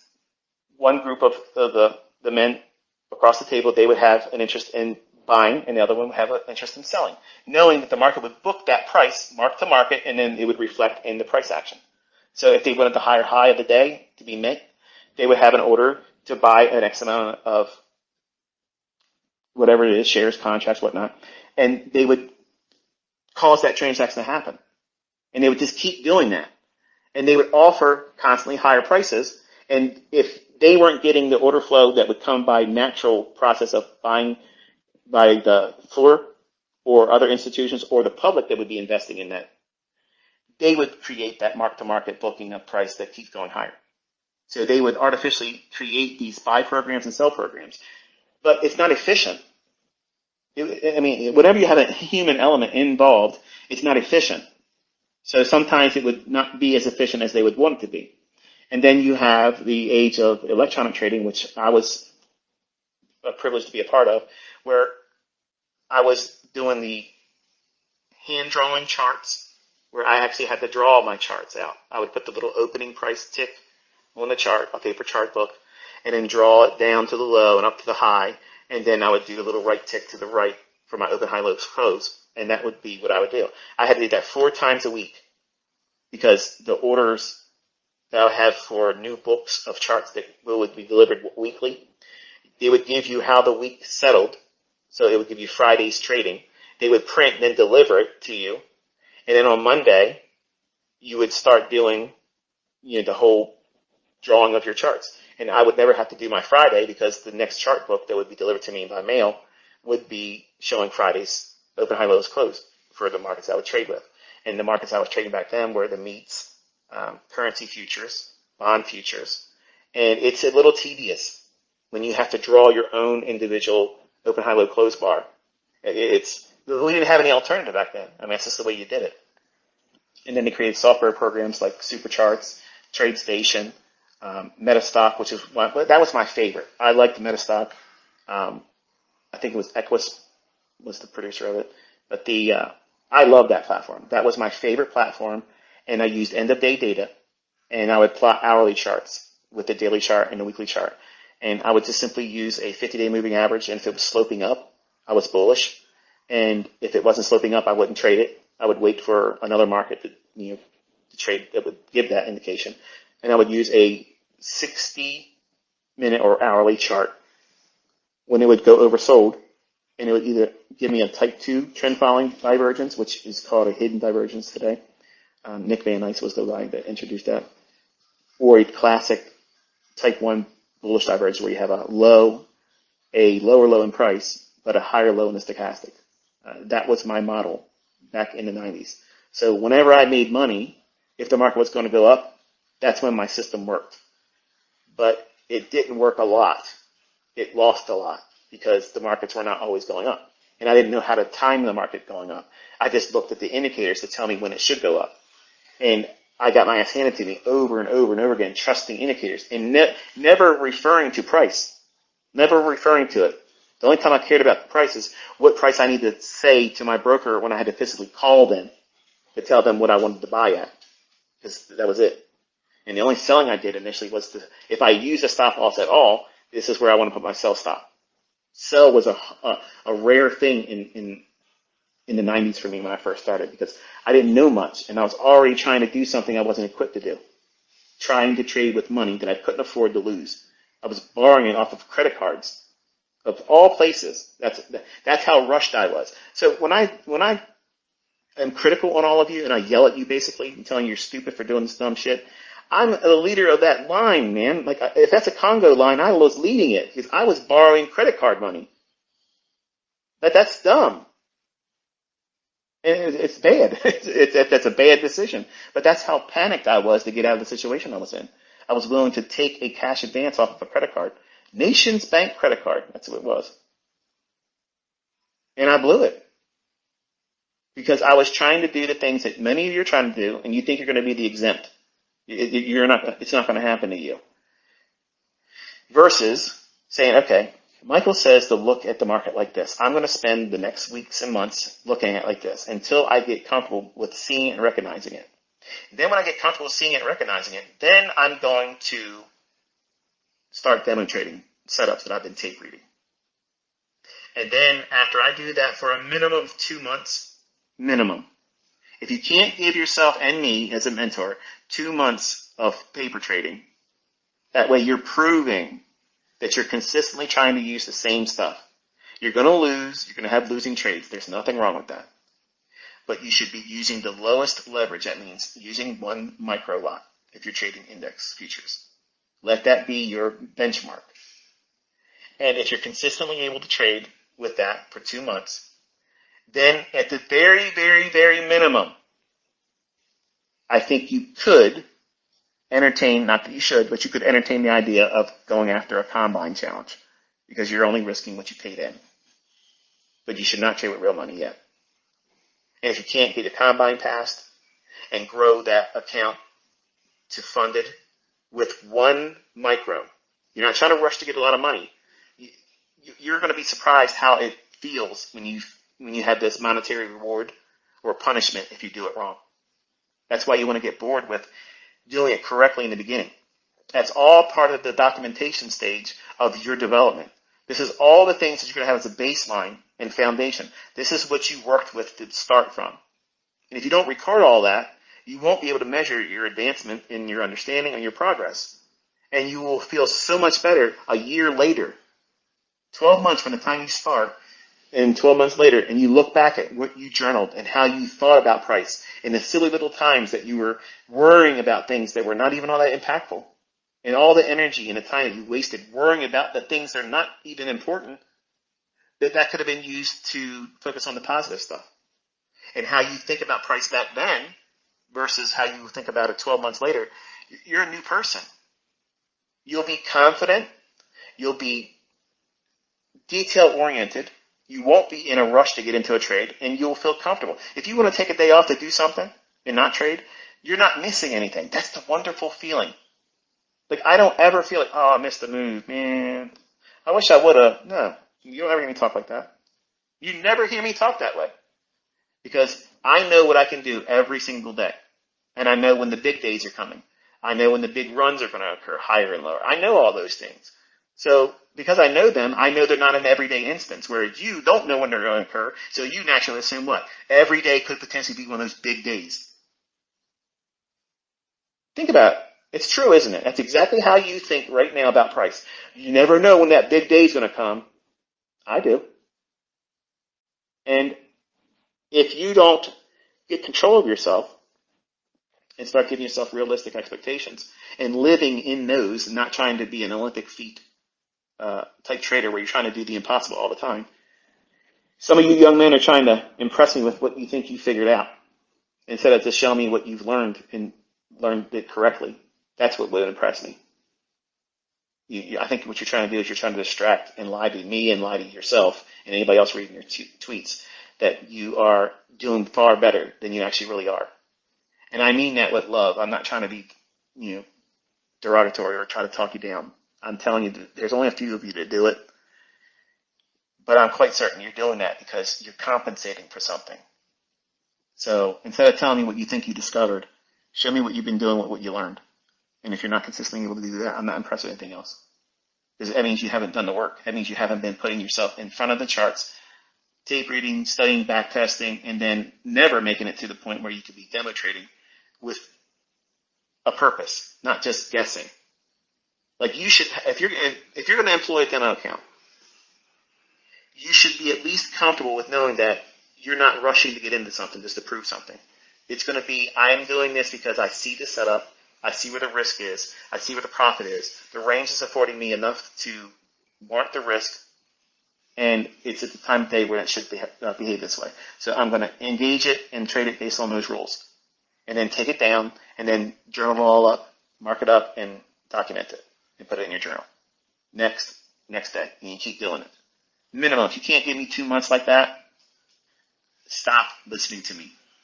Stop watching my videos. Go listen to somebody else. Go listen to someone else tickle your ears and give you all the little buttery little comments and never learn anything. And then come back when you lose your ass because you'll be better equipped to do it the right way. Because if you can't do this, I promise you this, you are not going to get what you think you should get real quick. You want it real fast. It ain't going to happen real fast. And the faster you want it, the longer it's going to take. So just submit to the right now day of this is what I have to do. I have to study price like this. I believe that there's an algorithm. I believe that it's going to behave this way based on time. And now I'm going to go in looking for that. If it isn't occurring like that, if I don't see it happening, then I can quickly ascertain that this guy's talking out his ass. There isn't an algorithm, so therefore he's a fraud, and I shouldn't waste any more time with him. There you go. That's the litmus test. It costs you no money to get that.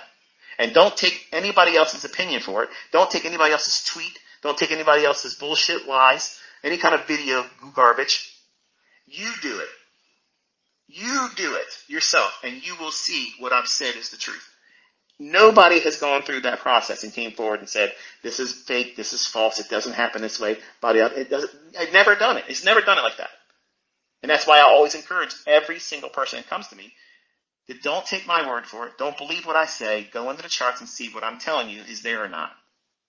I'm convinced that once you see it, you may not like me. You may not come out on social media and say, hey, look, you were right, or I was wrong, or anything like that.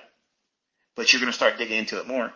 And it's going to make you a better trader. And it's going to help you not lose so much money. If that's all I get out of this interaction between us, that's a win for me.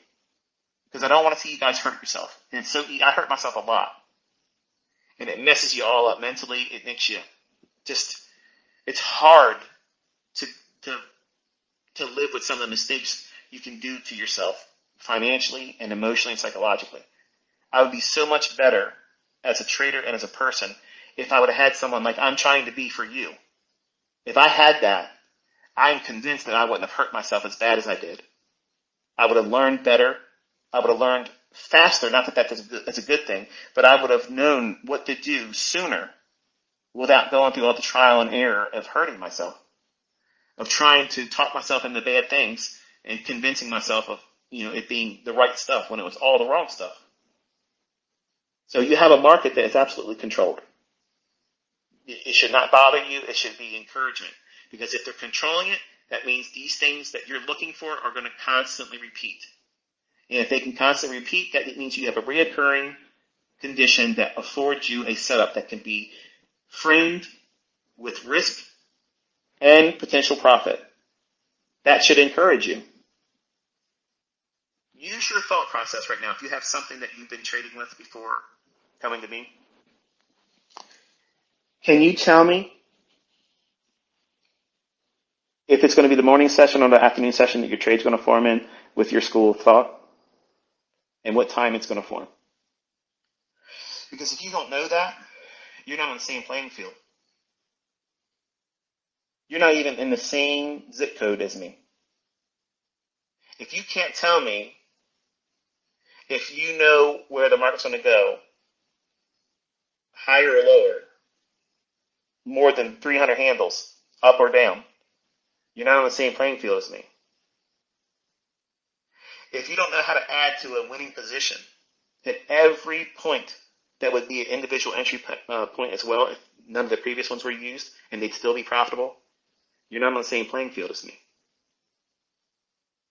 If you don't know how to see where the high or the low of the day is going to form before the day starts trading, you're not on the same playing field as me.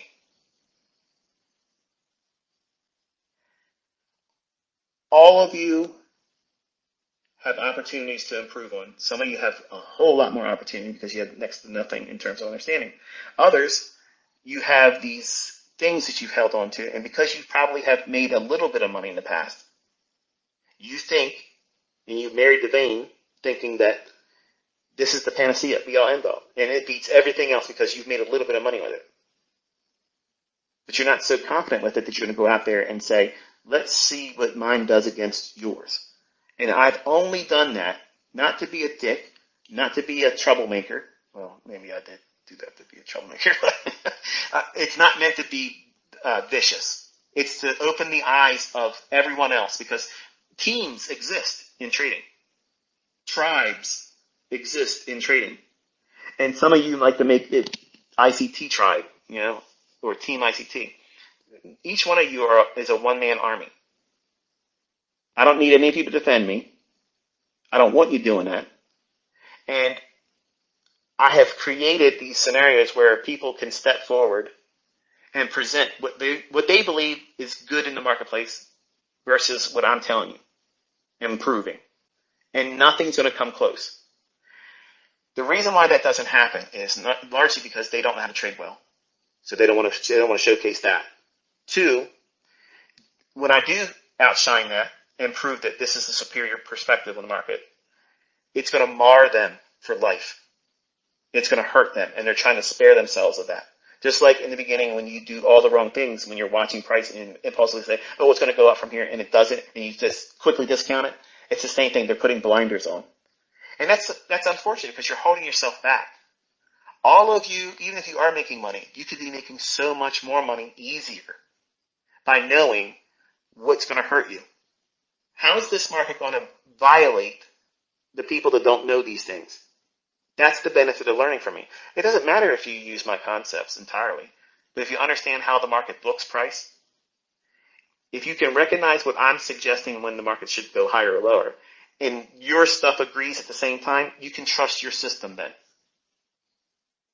I mean that wholeheartedly. I'm not trying to be funny. I'm not trying to be rude. I'm not trying to be narcissistic or arrogant. I mean that wholeheartedly. If you can learn enough about what I'm teaching about price, if you can see both agreeing at the same time, in my opinion, you can trust your stuff then, because that's when your retail stuff's going to work. When it's in alignment with, and it's going to be few instances of that happening, but when it does happen, your stuff will work because it's based on how the market's going to book price regardless. Regardless if GAN supposedly said it was going to go up, regardless if Elliott Wave stuff supposedly it's going to cause it to go higher, anything out there. Any school of thought, Wyckoff, whatever. If any of those things are applied and they agree with what I'm teaching how the price is going to deliver, then that's the times it's going to work. How do I know that? Because it's exactly what I did with my journals. I went back and looked at all the times that I was losing, and every single, not a few times, every single losing trade I took in the 90s as a 20-year-old was against this logic.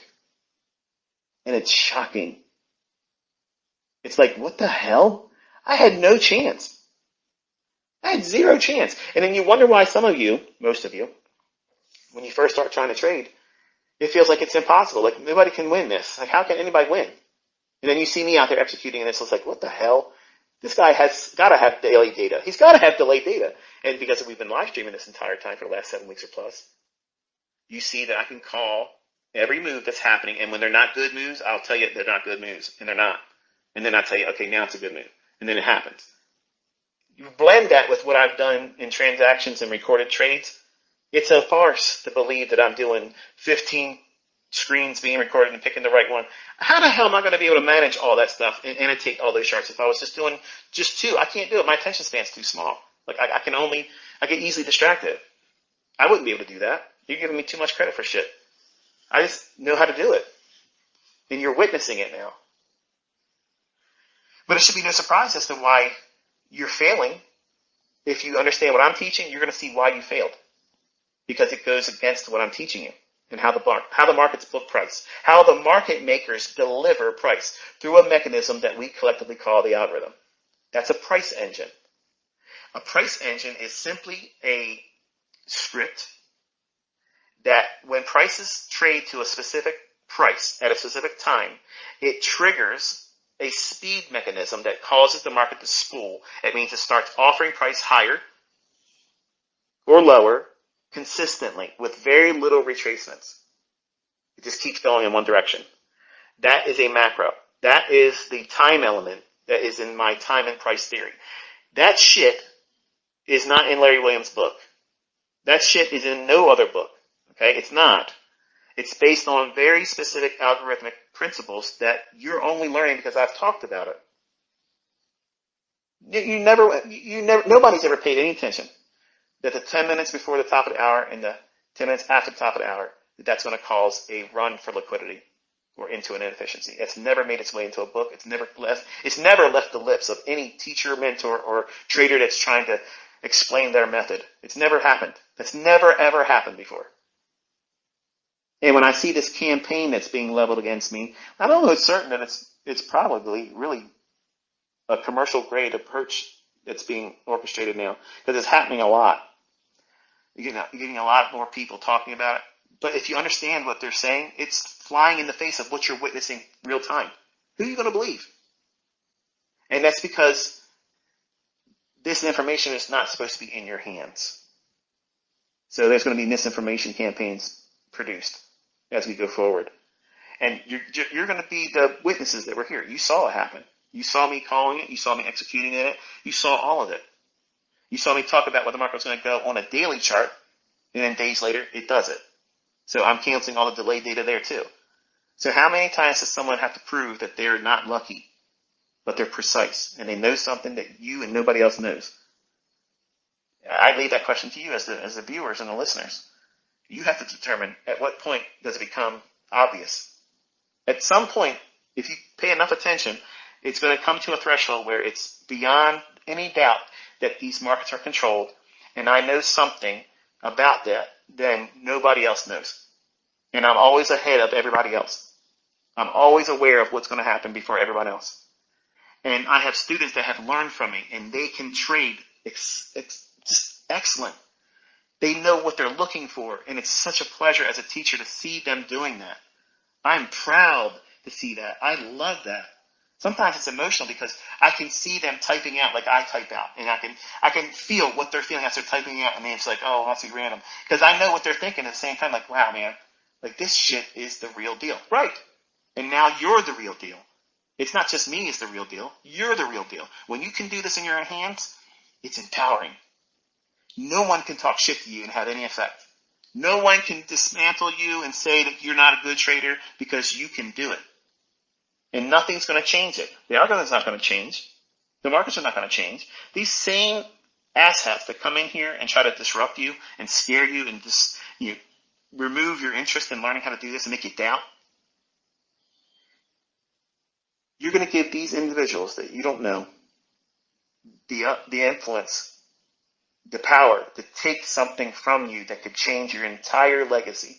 Leave me a comment if you believe that that's what you should do. If you have any belief that anyone can come forward on social media and tell you what you're trying to learn is not right for you, tell me if you have given permission for anybody to do that, you say so right now.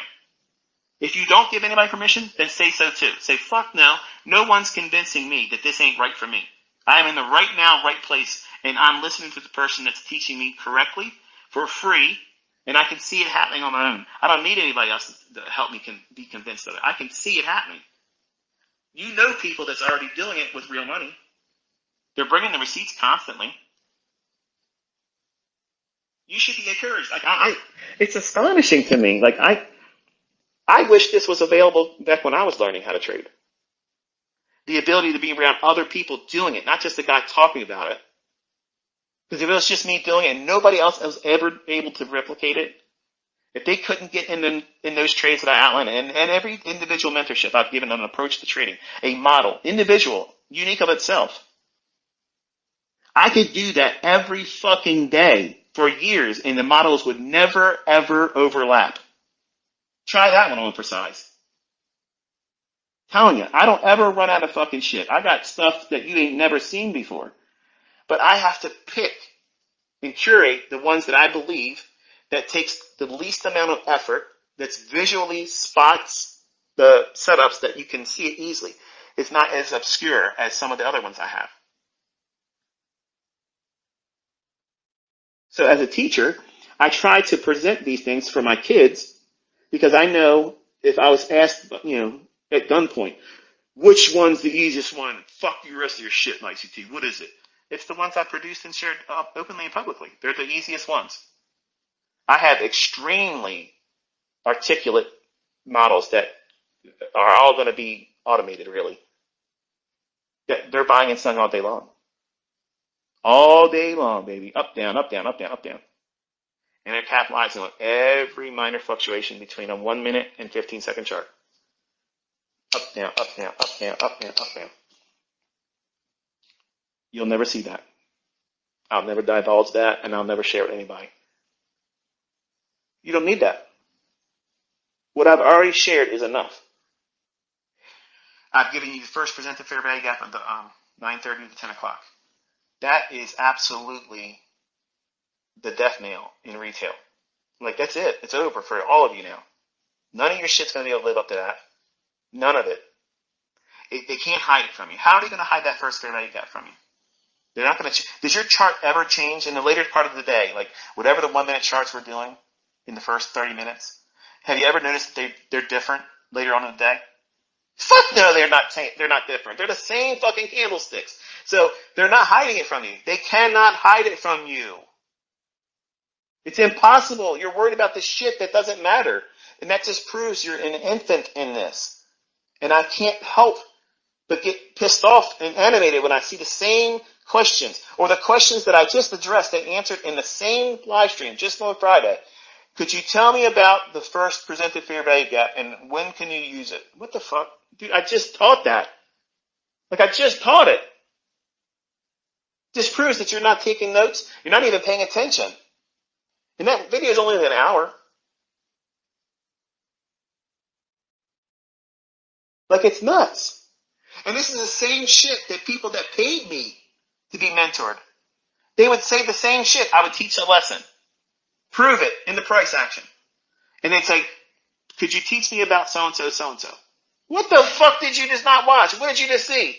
What were you watching? The fucking Flintstones? Literally, I just did this very thing. You don't, show me your notes. Well, I didn't take any notes. What the fuck was you doing the time the lecture was on? But you want to be a consistently profitable trader. You think that you're going to be, with that bullshit, with that method of engaging and studying, you think that that's appropriate? That you're going to somehow beat the smartest people in the fucking world in these financial markets with that level of give a fuck because it's too low. You aren't putting out enough. You're not putting into this what's required. If you're not really diligent about taking notes and writing down questions that come up in mind when you're watching lectures, because they're going to get answered in the next future ones. That's how it works. If you're not willing to do that, stop wasting your fucking time here. Go watch somebody else. Because I'm teaching winners.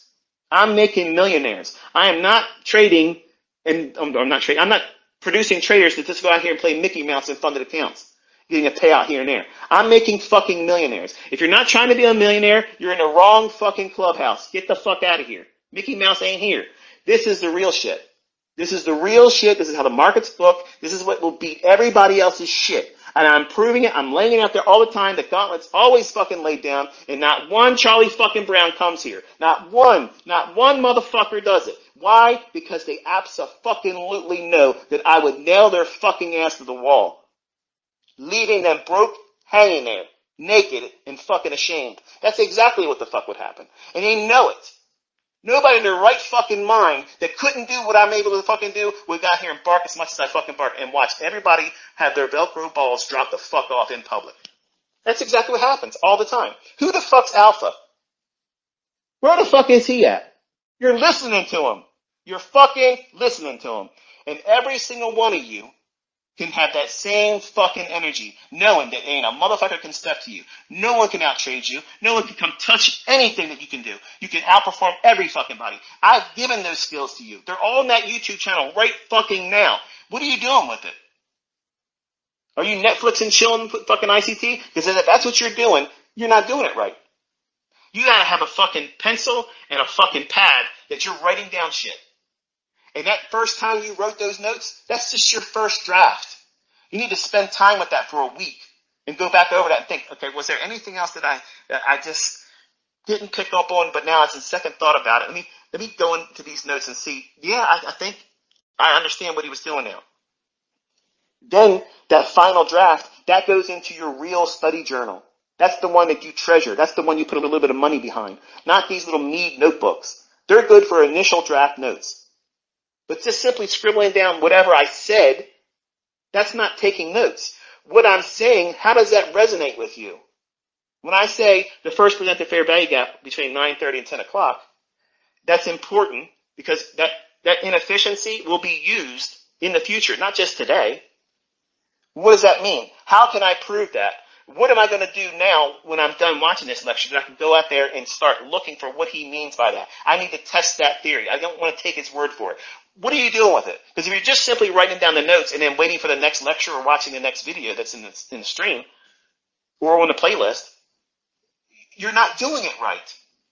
Unless you're going into your charts looking for the very things that I'm describing, you're not going to have that hook in your jaw that keeps you at it. You're going to be looking for the next thing I talk about, the next little buzzword, the next little thing, these little interesting, shiny object syndrome. They're going to flash something in front of you, and you're going to forget everything else you've been introduced to, but never done any work to make yourself understanding that better. The difference between you and the people that are my students that are making money is they didn't fuck around. They took notes, they dug into the charts, and they saw it for themselves. They logged their own examples. They recorded it, and they annotated it. That's back testing. That is not sitting there watching market replay paint the fucking candles. Back testing is simply looking at the old charts that's static. Market replay is not going to teach you shit.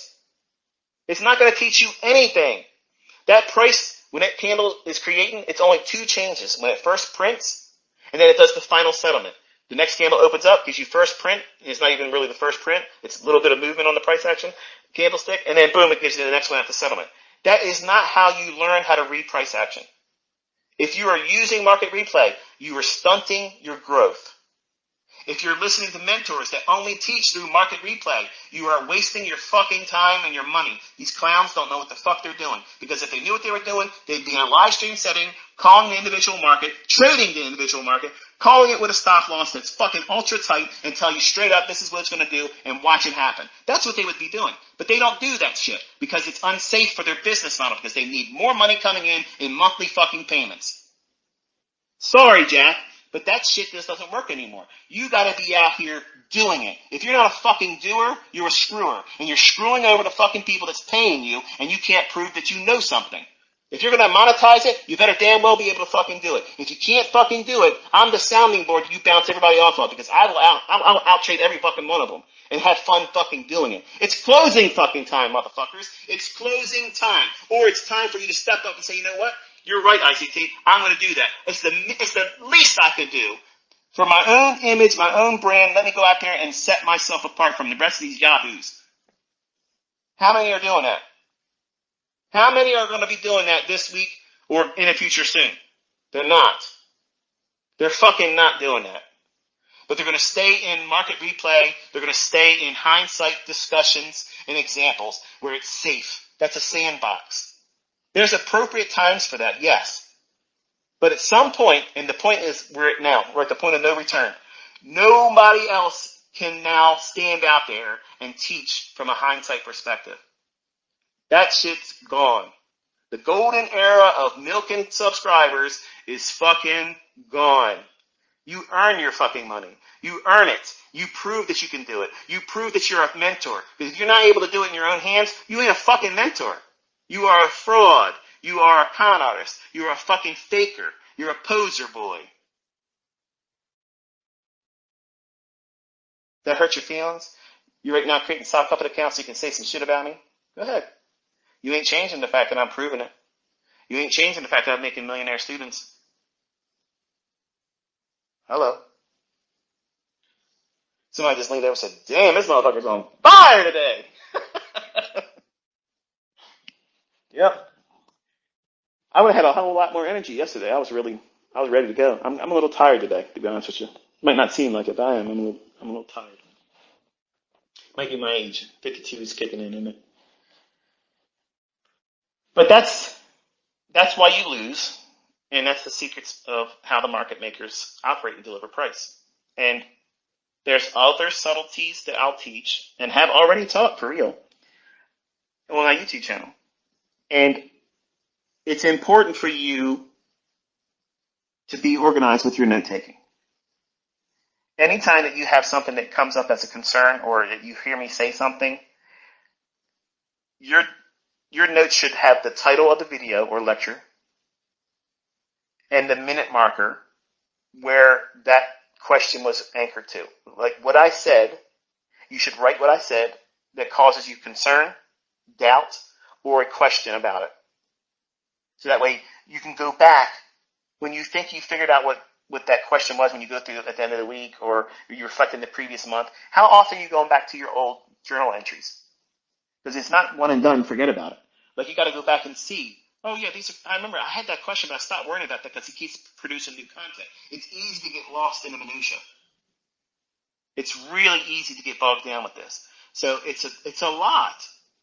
Like, it's a lot. I'm condensing a PhD amount of time that you would go through college courses to get a PhD. I'm compressing all that stuff down into a very small lecture.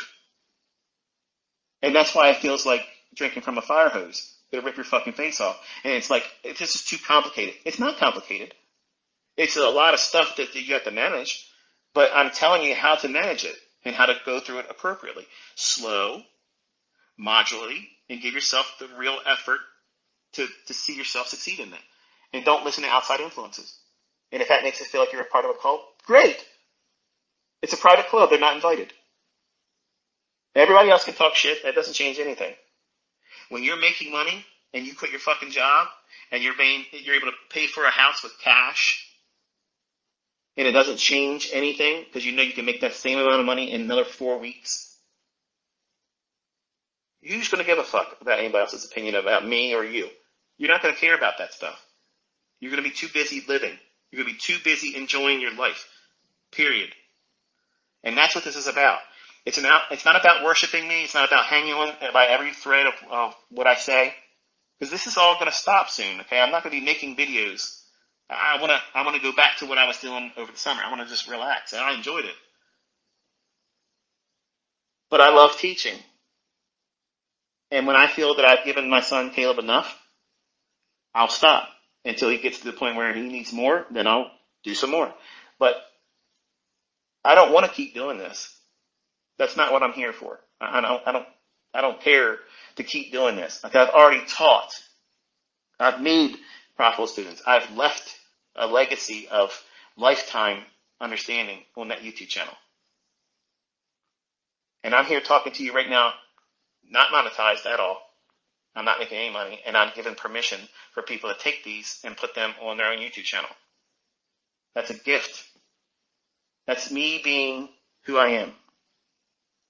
And my only inspiration, outside of my own sons and my daughter, ever learning how to do this, is that anybody that would put their nose to the grind about trying to learn how to do it as well, that they listen to the person that created it. Listen to the person that authored it. You're going to get the subtle nuances that you won't get from 5-minute trainers selling my shit for $5,000 when I didn't even sell my own shit for $5,000. That's teaching it correctly, not incorrectly. And you don't have to pay for it. And you have the resources on a YouTube channel you can always tap into. You can leave little notes on the video, and no one else sees it but you. Because I have every one of my comments set to hold for review. That means that you can comment to me, I can see it. As long as it's not a rude remark or anything like that, it'll stay there and you'll see it on your end. But it'll look like nobody else has commented but you.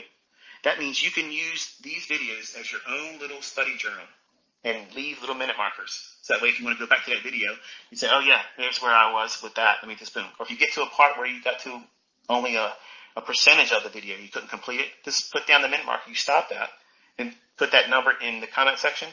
And then when you go back to that comment, if you click it, it'll take you right to that minute marker, and you can pick up where you left off at. I'm not going to delete it. It's not bothering me. So you'll see it. Nobody else gets to see it. And you can manage your progress through each one of the mentorship playlists or videos. Like, I've made it as easy as I could and for free. I'm not going to delete the videos. I'm not going to take them down. I'm not doing a future paid mentorship. So there's no reason for you to be, well, I'm going to go and wait for his next paid mentorship. There is no paid mentorship. I don't want to do that. Like, it's too much to worry about all that shit. And whatever I taught there would just get leaked. So I might as well just keep doing everything public. So everybody has the same thing and nobody needs to pay for nothing. Stop buying my stuff because it's already on the YouTube channel. You're stupid if you're paying for it. So, and you can't buy your way into my private mentorship because the charter members that are there, they are part of a community that will never increase. I am able to talk to these people because they know my stuff. I'm not always talking about markets. Sometimes I'll talk about weird shit in the world and stuff, and I just don't want those perspectives out in the world, in circulation. Like, I feel comfortable and I feel safe in that community talking about those things. But you don't deserve to be there. You can't pay to be there, and it's not what you think. once in a blue moon, I'll go in there and I'll call the market and call it out loud and we